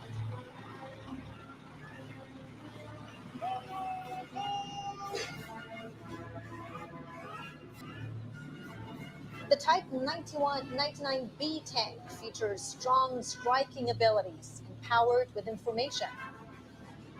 The Type 100 tank and Type 100 fighting vehicle are highly intelligent and capable of coordinated combat. The new generation armaments of the PLA Army's ground assault forces.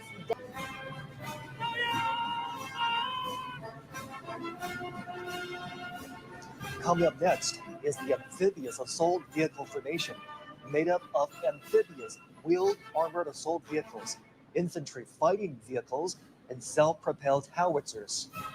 Capable of storming the shoreline for assault with strong mobility and flexibility, they are key armaments for the Marine Corps to take the lead in landing operations and make key area seizure.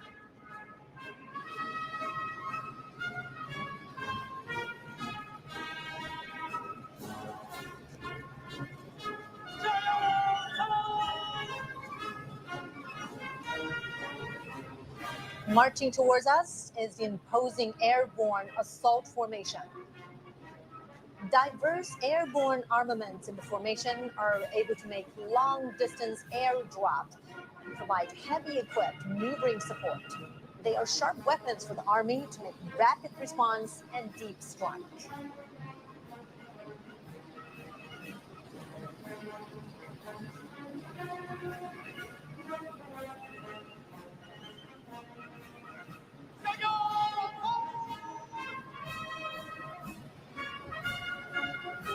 Marching forward is the formation of long-range artillery for subjugation and precision strike.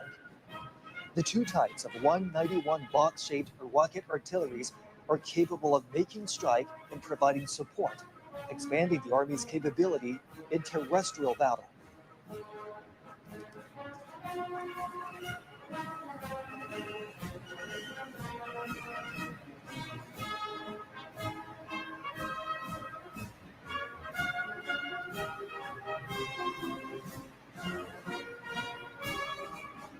Next to be reviewed are 3 formations of the Maritime Combat Group.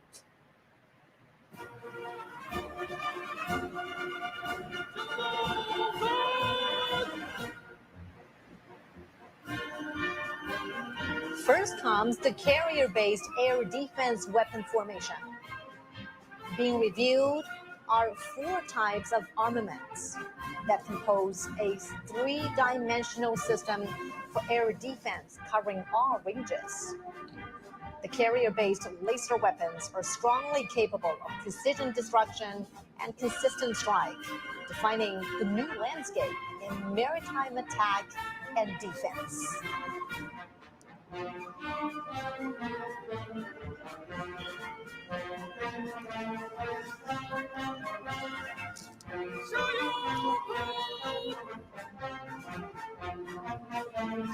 The anti-ship missile formation consists of NG-15 missile and NG-19, NG-17, and NG-20 hypersonic missiles.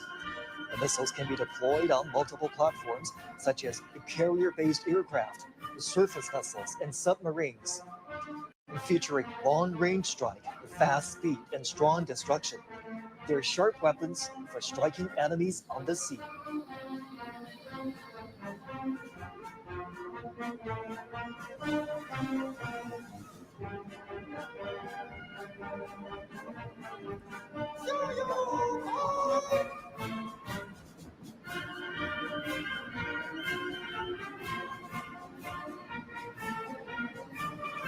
Now on parade is the underwater weapon formation. Light and heavy torpedoes, as well as torpedoes propelled by rockets, are able to strike vessels and destruct undersea targets. The new special purpose naval mines can autonomously identify and attack targets. They are key forces for guarding strongholds and making raids in naval warfare.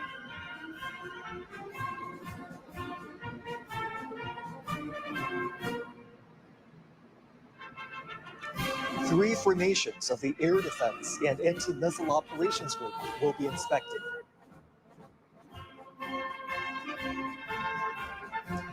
Here comes the Early Warning Detection Formation. The 4 types of weapons that are being inspected are all new generations of domestically made, highly mobile radar. In group coordination, they can detect stealth aircraft and ballistic missiles far and near. They provide early warning for the country's airspace and aerial security.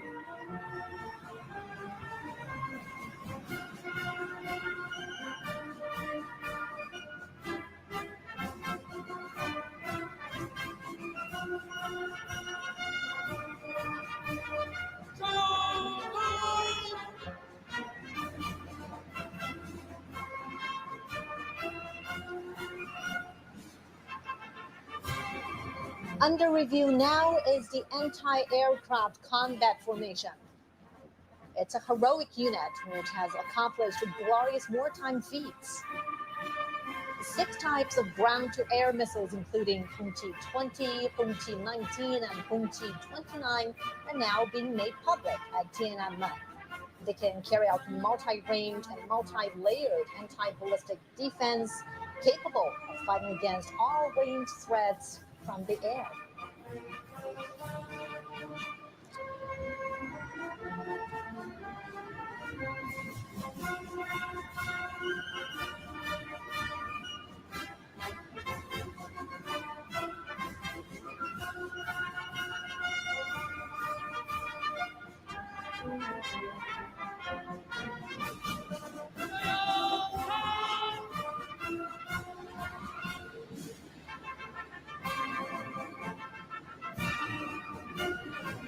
Here comes the anti-drones formation, set to defend the low-altitude domain.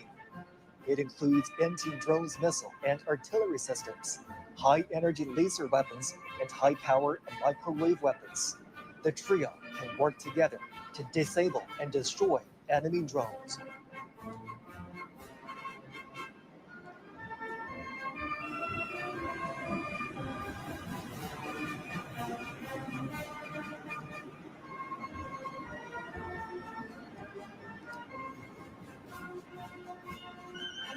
Next to be reviewed is the Information Warfare Group, which consists of 3 formations.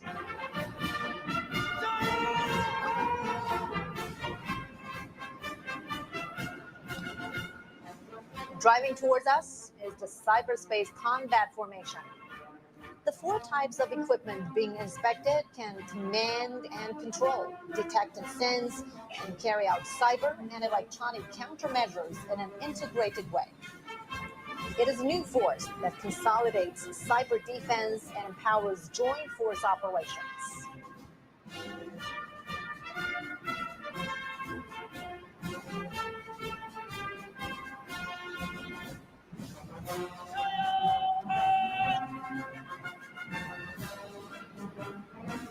Here comes the electronic countermeasure formation. 5 types of their key equipment are displayed. They can detect and monitor all frequencies and subdue the enemy forces precisely. They are capable of aerial and space countermeasures and disconnecting the enemy networks. They are a crucial force in securing victory on joint multi-domain battlefields.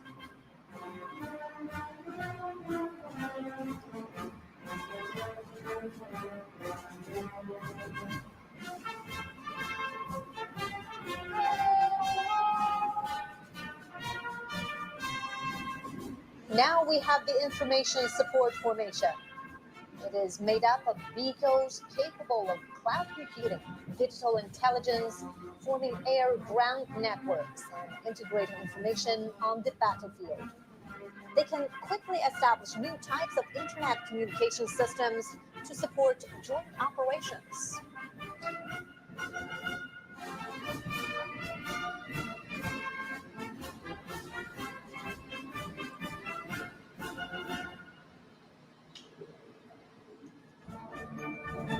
Assaults, mine and bomb defusing and removal, and squad assistance. They can be operated remotely and are able to move independently, work flexibly in groups, and make intelligent maneuvers. With them, the Army can make coordinated operations between manned and unmanned forces.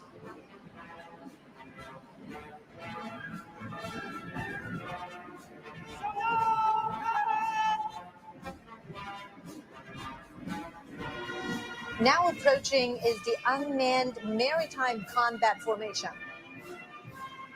Being reviewed now are new types of unmanned underwater vehicles and unmanned surface vehicles, as well as underwater mine deployment systems, which are capable of hidden deployment and blockade, independent target identification, and group-based attacks. They are extraordinary weaponry to win maritime combat.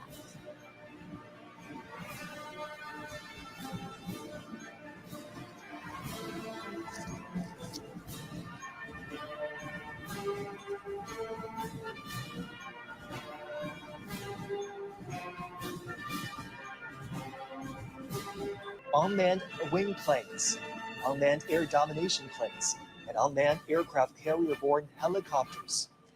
Covering a wide range of space, they can attack in a way that is difficult to be detected and can automatically coordinate with one.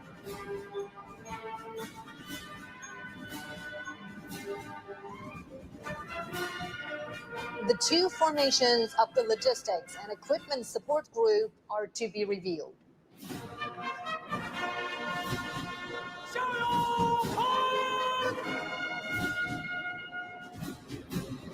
The Logistics Support Formation consists of field ambulances, field hospital installations, fuel transport and refueling vehicles, and field hot meal providing system.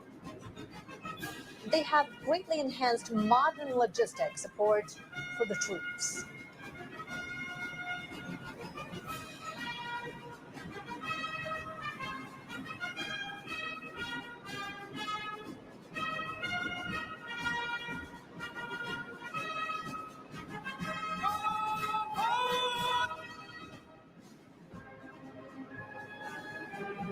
Among the equipment support formation are light repair vehicles, wheeled emergency rescue and repair vehicles, disassemble and assemble repair vehicles, and electromechanical maintenance vehicles. It's like an armored hospital for weapons and equipment.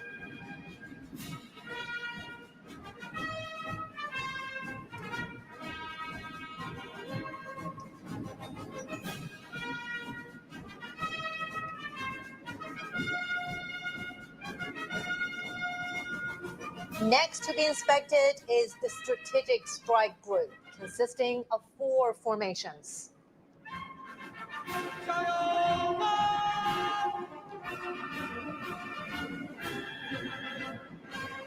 First, we have the Cruise Missile Formation, with naval, air, and rocket forces being organized into a joint group.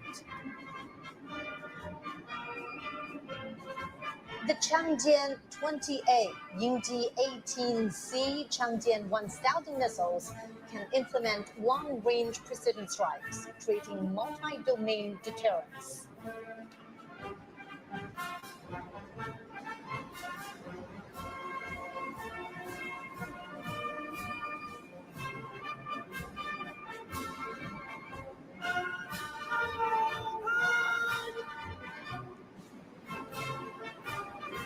Speed is key to victory.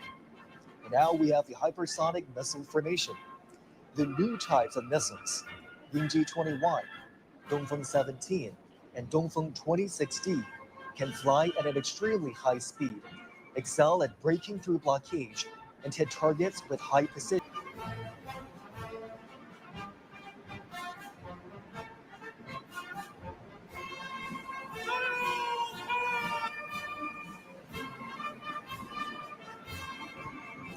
Coming up next for inspection is the first nuclear missiles formation. The heavyweight weapons in the group include Jinlei-1 air-based long-range missile, Julang-3 submarine-based intercontinental missile, Dongfeng 61 land-based intercontinental missile, and the new land-based intercontinental missile of Dongfeng 31.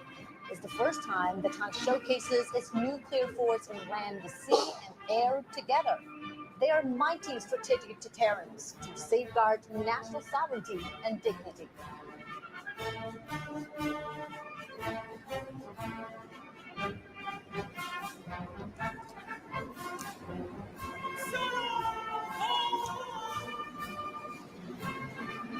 And its people, as well as world peace.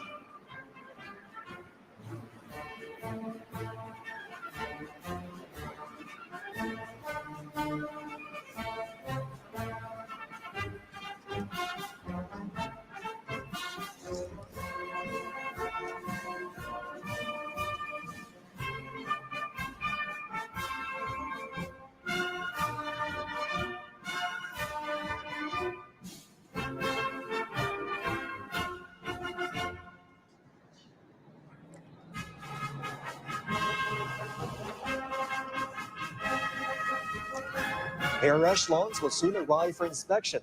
The aircraft feature an early warning and reconnaissance, a long-range strike, aerospace control operations, strategic delivery, and logistic support will show the PLA's increasing air combat capabilities.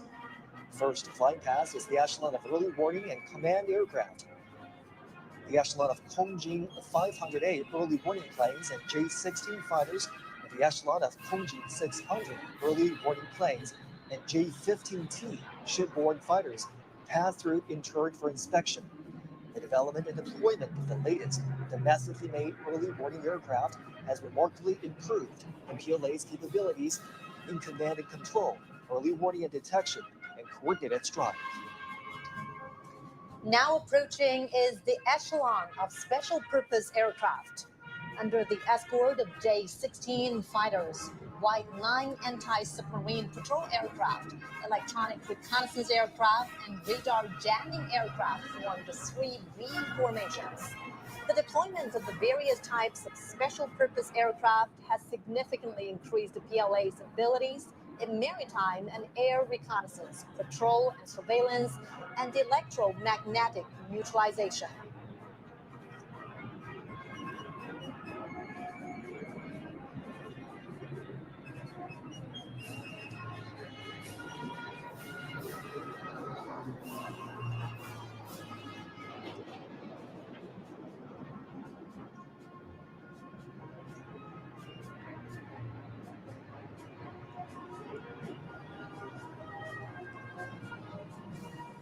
Closely following is the echelon of transport aircraft.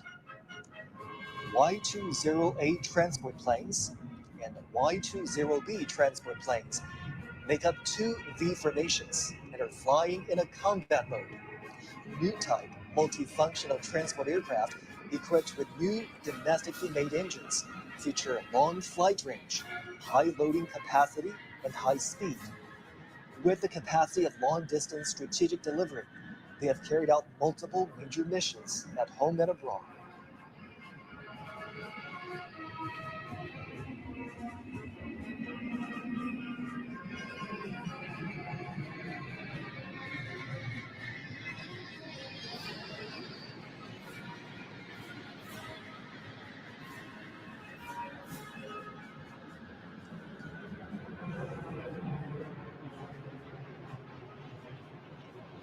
Now flying over is the echelon of bombers, composed of 3 V formations that consist of H-6N strategic bombers, H-6K bombers, and H-6J bombers.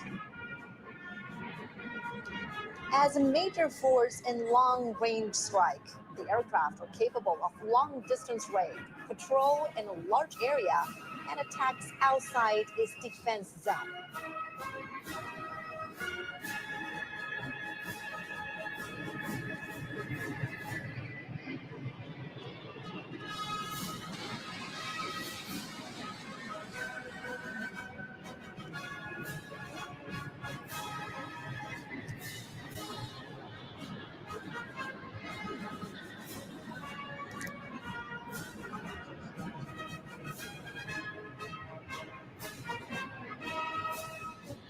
Now flying over Tiananmen Square is the echelon of 3 Yunyou 20A airborne refueling tankers, which are ready to refuel H-6N bombers, J-16 fighters, and J-20 fighters. The deployment of domestically made refueling tankers has enabled China's fighter planes to operate long-distance flights.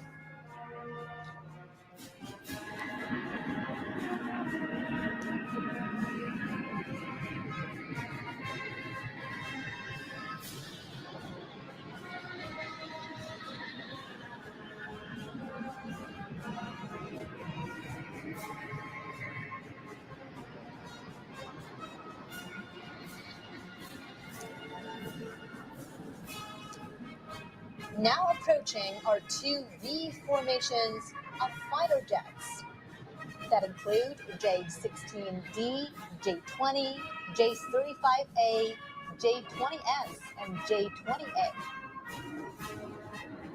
With the fielding of multiple new type stealth fighters, the PLA is speeding up the fighter jets upgrades.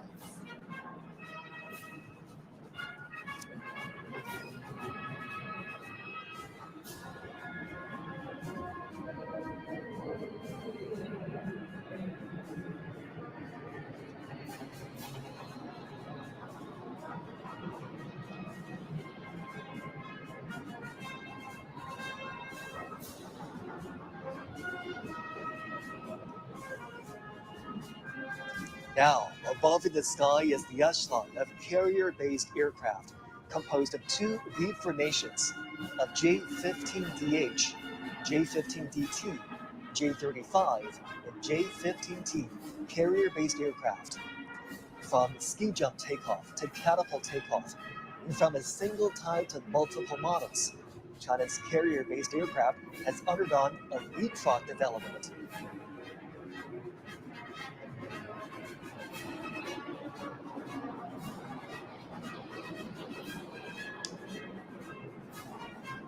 Last flying past is the echelon of trainer aircraft.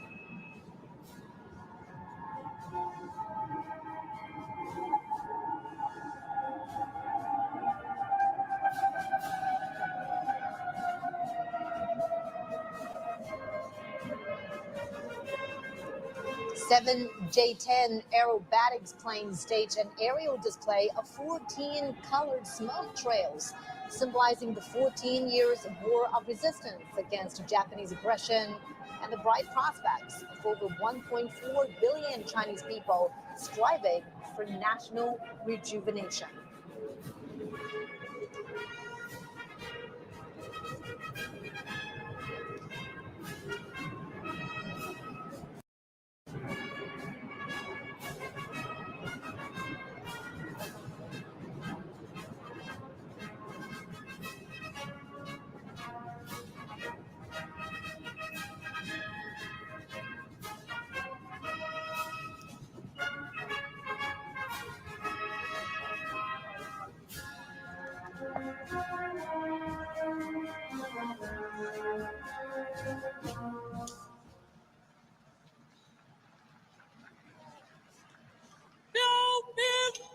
All markers fall out.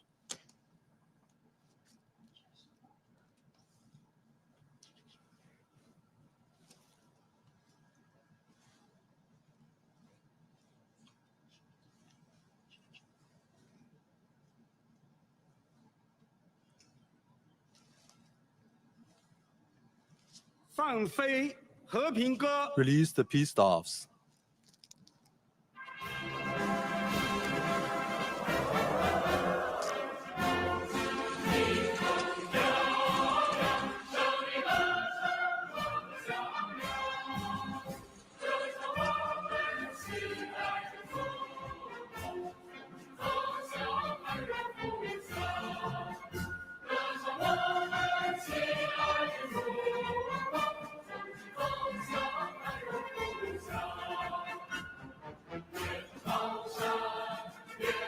Now we can see 80,000 doves flying into the sky. Let's honor our heroes, uphold justice, and safeguard peace. This land and people will forever remember the fallen heroes, whose spirits are immortal.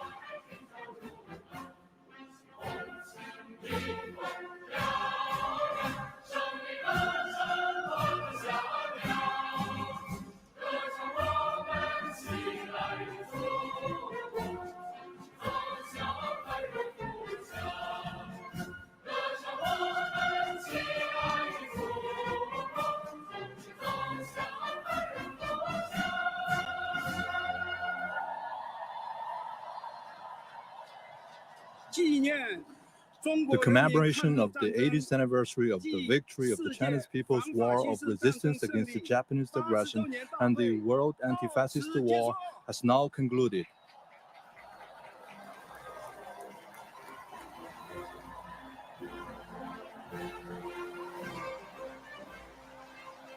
Years later, while the historical trends of peace, development, cooperation, mutual benefit remain unchanged, the Cold War mentality, hegemonism, and protectionism continue to harm the world. Peace deficit, development deficit, security deficit, governance deficit. Again, humankind has come to a crossroads of peace or war, dialogue or confrontation, win-win cooperation, or zero-sum games. History reminds us that the destinies of all mankind are intertwined. All countries, nations can only maintain common security, eliminate wars when they treat each other equally and harmoniously, watch out for each other to prevent repetition of historical tragedies. The Chinese people firmly stand on the right side of history, on the side of human progress, stick to peaceful development, and join hands with people from all countries to build a community of shared future for humanity.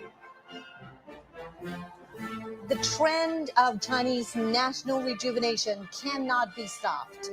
The noble cause of peaceful development of humanity will prevail.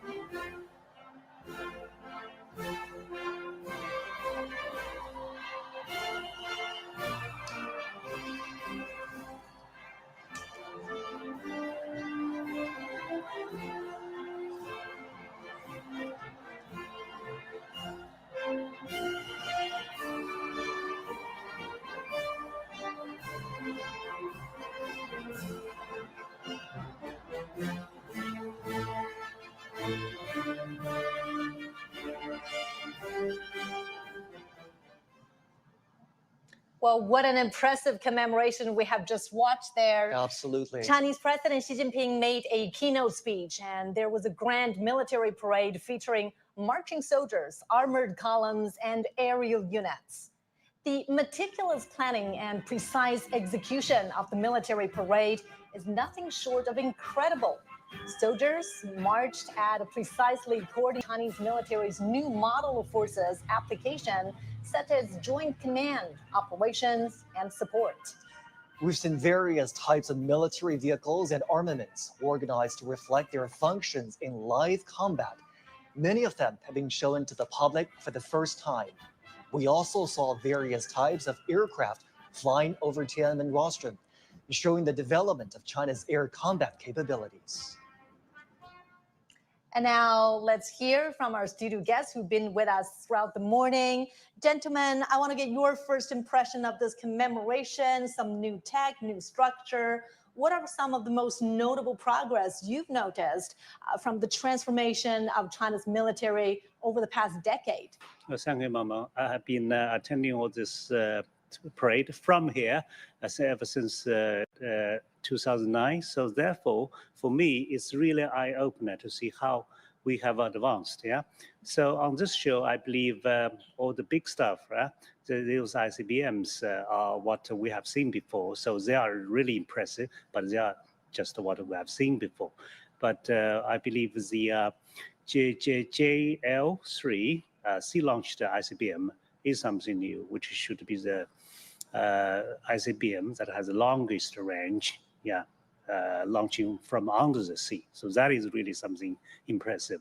And then what I'm watching actually are those things that actually coming lately because of modern warfare, such as drones or anti-drones warfare platforms, and even those things that I mentioned, such as laser-guided weapons are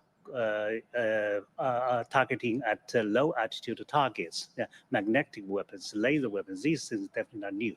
And I'm also impressed with the unmanned, vehicles, both on the surface of the water and under the sea. So because nowadays the wars are really moving into unmanned areas, right?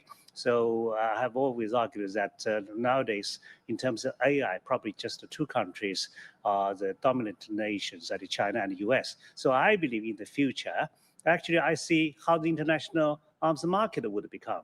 Because in the market of tomorrow, I think there would just be two major systems. One is American, another is Chinese. Why first American? American weapons are combat tested, expensive, and allies have to buy because they have to be politically correct. But the Chinese system is affordable, it's good, and it is also equally integrated with AI. Because now in Europe, you won't say that AI is quite developed in Europe, right? When it comes to AI, it's just China and the US, and that will feature prominently in the future warfare. What an extraordinary day of commemoration, Professor Gao. Such an impressive lineup of armaments and equipment. We hear a lot of deterrence, which is in line with China's defensive in nature policy. Can I ask you what stood out for you during the military parade? Well, what a spectacular event. I think the commemoration, the celebration, etc., all went on without any glitch. And the Tiananmen Square, the rostrum, as they called it, the Duanmen, etc., they seem to be built for this occasion. And the weather really helped. And I would say while we watched each of these military equipment being paraded one by one, the reality is that in times of war, all these pieces will need to be fully integrated.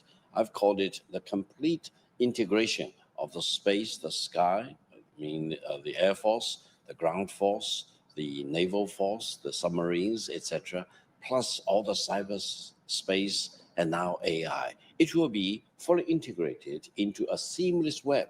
And I think while we see all these little bits and pieces being paraded separately, what I can see is that China has really reached the highest level of military sophistication. We are AI enabled, and we have robotization and digitization, for example. And I'm convinced, more and more convinced, that the Chinese military is the strongest in the world, next to nobody. Maybe somebody say, well, on a par with the United States. Yes, but our military is for defense.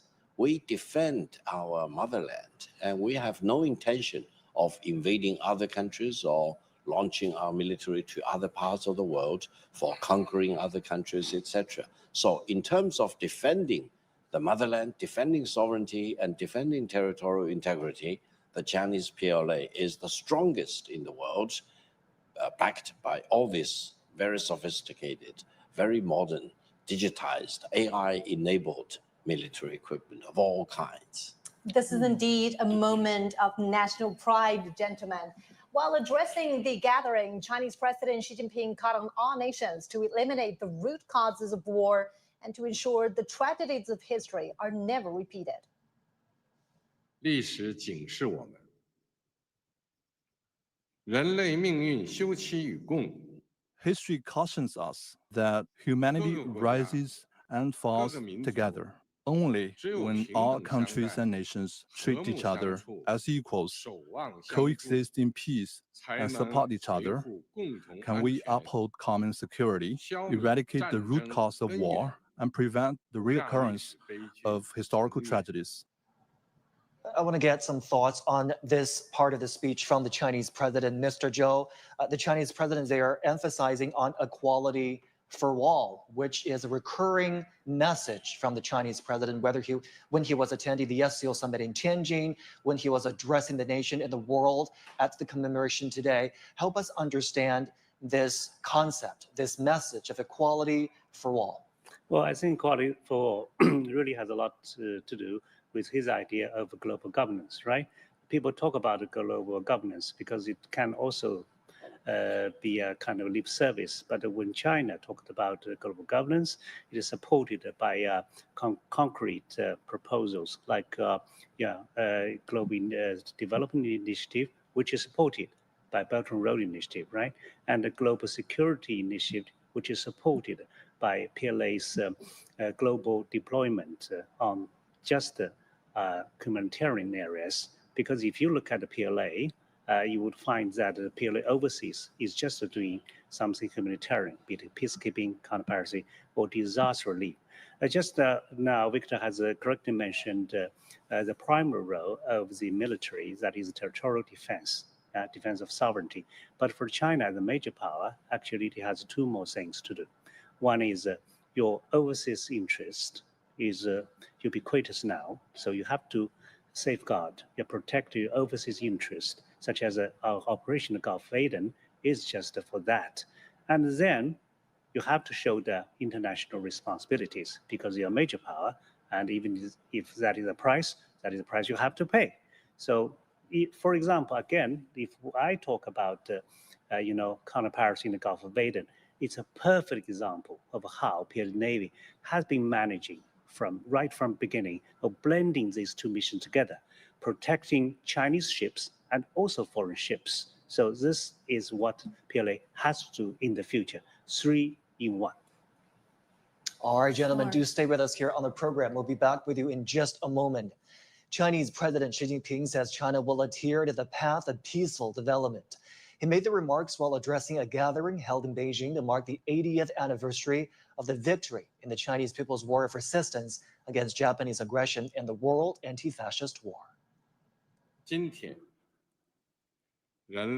Today, humanity again has to choose between peace and war, dialogue and confrontation, win-win cooperation and zero-sum game. The Chinese people firmly stand on the right side of history and the progress of human civilization. We will remain committed to the path of peaceful development and join hands with all peoples around the world in building a community with a shared future for humanity. Well, China's commitment to safeguarding world peace is evident in so many different aspects. So, Mr. Zhou, I'd like to ask you about the strategic weaponry we just saw at this military parade, the star weaponry, the nuclear arsenal. Because in 1964, after the first successful detonation of its atomic bomb, China was the first country to declare that it would never, at any time and under any circumstances, to be the first to use nuclear weapons. Why has it chosen to uphold that commitment so firmly since then? And how has it shaped China's image and its international identity as a peaceful, loving country? Well, the answer is very simple, because as the United States and Soviet Union agreed during the Cold War, a nuclear war can never be won. Therefore, it should not be fought. So that was even the conclusion during Cold War. And this slogan was repeated again among P5 countries, and even during President Xi's visit to Moscow a couple of years ago. So we know that this kind of nuclear stuff are really, really terrible. So China, if you look at China's foreign policy, you would find that China actually has abandoned a lot of golden rules, so-called golden rules in defense policy, such as no stationing of troops on foreign soil. Now we have a base in Djibouti, and no joint exercises for the foreign armed forces. That was true before 2002, when we started a joint exercise with Kyrgyzstan. And so a lot of old principles have changed, but not this one. And I believe we'll just uphold this one. Right now, for example, President Trump has been talking quite a few times about the multilateral nuclear disarmament. Well, I think this kind of a nuclear disarmament is always a game, is always an aim, the final aim. But the question is how to get there. Chinese proposal is for all countries to talk about no first use of nuclear weapon rather than reducing the nuclear warheads. Because if you talk about nuclear warheads, who has the most? Russia. Russia has probably 2 dozens more than the United States, but both of them have more than 5,000. And China, according to CIPRI, according to Pentagon, only has 600 by the end of last year. So just imagine, suppose these figures are true, right? I won't be able to confirm whether they are true or not. Suppose these figures are true. How could we sit together to talk about the reduction of nuclear warheads, right? For that to happen, either China has to drastically increase the nuclear warheads, or the United States or Russia has to drastically reduce its warheads. None of them is possible. So therefore, the logical step forward is to pledge no first use. People sometimes say, well, how can I believe you? You just say no first use. But in the real situation, maybe you really want to use it. But here is the problem. The international community is watching, right? So it's not an empty promise. So if you promised no first use and you start to use, you suffer, greatly on the price of moral, right? And all people know that. The people of the whole world would know that. So Another reason is all the P5 countries have agreed non-targeting of the nuclear weapons at each other in 2000. So that means we should not target our nuclear weapon at each other. But that is not verifiable. You don't know whether someone is really targeting or not, but no first use can be seen. So, and it sounds so logical, just to think of it. Non-targeting nuclear weapon at each other and no first use. It's so logical. And that is China's proposal. Integrity is ever so important for any major power country in the world. And now that we're on the topic of peaceful development, this topic holds special significance. If we take stock of what is happening in the world at large today, I mean, regional conflicts are still happening with no end in sight. Worse off than that, the mentality of hegemonism and zero-sum games is still very much entrenched on the minds of politicians from many corners of the world. Professor Gao, China again has called for peaceful development and win-win cooperation on this occasion today. How should the rest of the world respond to this call from China? Well, I think President Xi Jinping's message is not only for China, but for the whole world. It's not only for the Chinese people, but for the eight. And I think when we look around the world, there are reasons to be worried, because for about 200 countries in the world, 193 members of the United Nations, and more than 183 countries which recognize the People's Republic of China, there are specters of war in many parts of the world. And there are major countries which threaten to use war. They seem to use war as their first choice rather than the last choice. And they seem to be eager to use weapons of all kinds, not only against civilians, for example, but against many other countries. Therefore, this equality that you mentioned, this mutual respect of each other, respecting each other's sovereignty and territorial integrity, never use war as the first choice, for example, and never be the first to use nuclear weapons against any country. These are the most important messages of peace. And I hope mankind will listen very carefully to President Xi Jinping and listen and watch what's happening in Beijing today. Whatever we demonstrate in terms of our military capabilities is only for one purpose, that is to defend peace, to prevent war imposed on China. And I hope mankind will unite in demanding that no more war of any kind. We only work for peace, and peace is the only right thing, the only megatrend for mankind. Now, we've seen so many modern armament, everything from, the advanced jamming systems to hypersonic missiles. They reflect China's transformation towards a modern military. Its aim is to build a world-class army. But when we talk about world-class army, what are some of the qualities or standards that you think are most important, Mr. Zhou? Is it about training? Is it about combat readiness or technology, or perhaps something else? Well, that is a very good question. Actually, when we talk about building a world-class military, actually, this is no longer an objective for 2049. Just listen to our president talking about speeding up this process. That means it will be actually sometime before that, right? Judging the standard of the PLA, I would say that because you first of all have to know where the direction is and how fast you can go. And what is impressive is that, well, I was always asked by foreign journalists and experts, what has China learned from the war in Ukraine, right? And the answer, okay, is here.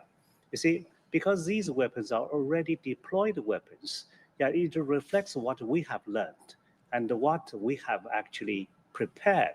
It's just not, lesson learned, but these are actually efforts, by China's defense industry, as well as by all our, officers and soldiers. They are deployed. So they are already part of the combat capabilities.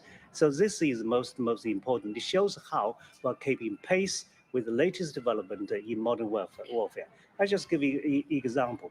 Nowadays, about 70% casualties, by both sides, that is Russia and Ukraine, on the battlefield of Ukraine, is caused by drones.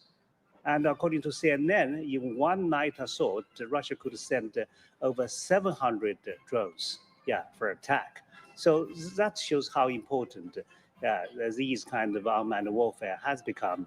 So therefore, I believe with all these weapons, well, I think our potential adversary has to think more than twice, maybe thrice. I mean, the Chinese military is still building itself, it's still advancing. It has an objective of building a world-class military force in the middle of the century. What are some of the areas, Professor Gao, that the Chinese military will continue to move to improve itself, to advance itself? Well, I think continued modernization, transmission lines, etc. These will be the first wave of the future war. So we all need to be prepared. War is no longer what we traditionally understand. War in the future will be an integrated offensive involving the military side of the operation, the non-military side of the operation, especially in terms of connectivity and cybersecurity and infrastructure of all kinds. In this overall framework, digitization and cybersecurity and AI enabling will be the most important thing. So if we measure all these benchmarks, China is actually in the forefront. I'm a little bit disappointed that we do not see a lot of drones or robotization today, because there was rumor there will be one formation composed of robots, for example. It didn't appear. I hope sometime in the future parade, there will be a robotization formation, for example. But robotization and all these drones, for example, as Senior Colonel mentioned correctly, will dictate the success or the failure on the battleground. Ukrainian war is a typical example to show that the way to fight a war has completely changed. And if you want to defend peace, you need to be able to have all these military equipments, all the wherewithals, fully integrated into one single seamless killing machine. And the killer chain becomes more and more extended, and the distinction between the military versus the non-military is blurry as we speak. So only peace will be the solution for mankind. Now that we've witnessed this commemoration, including this military parade, and today is a moment for remembrance and a moment for national pride. Gentlemen, how does today's commemoration shape the Chinese national identity, as well as the world's perception of China? What kind of message does it project to the international community? Is it about peace? Is it about combat capabilities or something else? Well, my answer is very simple. Peace has to be earned, right? So China's rise has been peaceful. That is already a miracle in human history. You have never seen a rising power rising so peacefully to reach where it is now, because by PPP, China even today is the largest economy in the world. By GDP, it is second largest, right? So we have already accomplished a lot of miracles, including one miracle that is peaceful rise. Of course, we have many others, such as living in poverty of 800 million people. That, of course, is another miracle. But then, personally, as a PLA veteran, I'm looking forward to whether we could have another miracle. That is, from now on until 2049, could we still enjoy peace? Could our continual rise be peaceful? In part, is not entirely up for us to answer this question, right? But this is my hope. A great question for all of us to ponder as we come to the close of our coverage today. Gentlemen, thank you so much for your time and for your analysis. Thank you. And this is a look back at a war 8 decades ago. And it is also a review of a China military might today. It is about history, and it is also about the future. It reminds the world that war is horrific and peace is worth fighting for.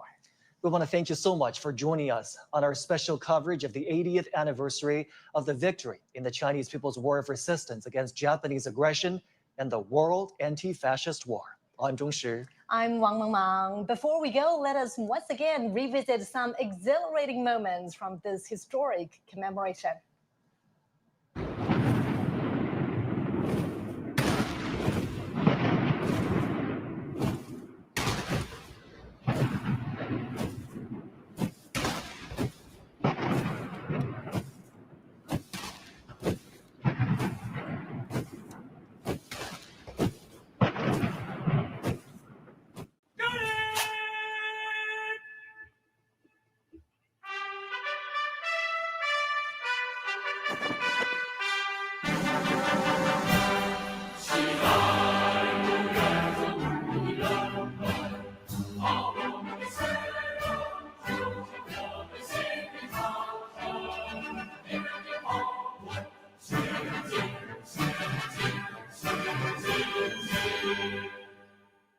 中华民族伟大复兴势不可挡，人类和平与发展的崇高事业必将胜利。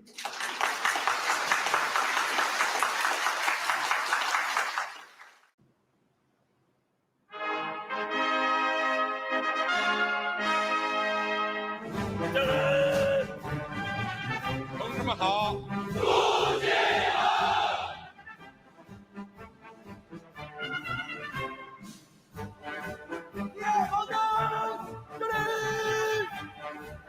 同志们辛苦了！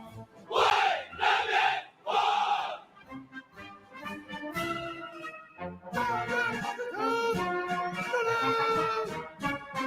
同志们辛苦了！为人民服务！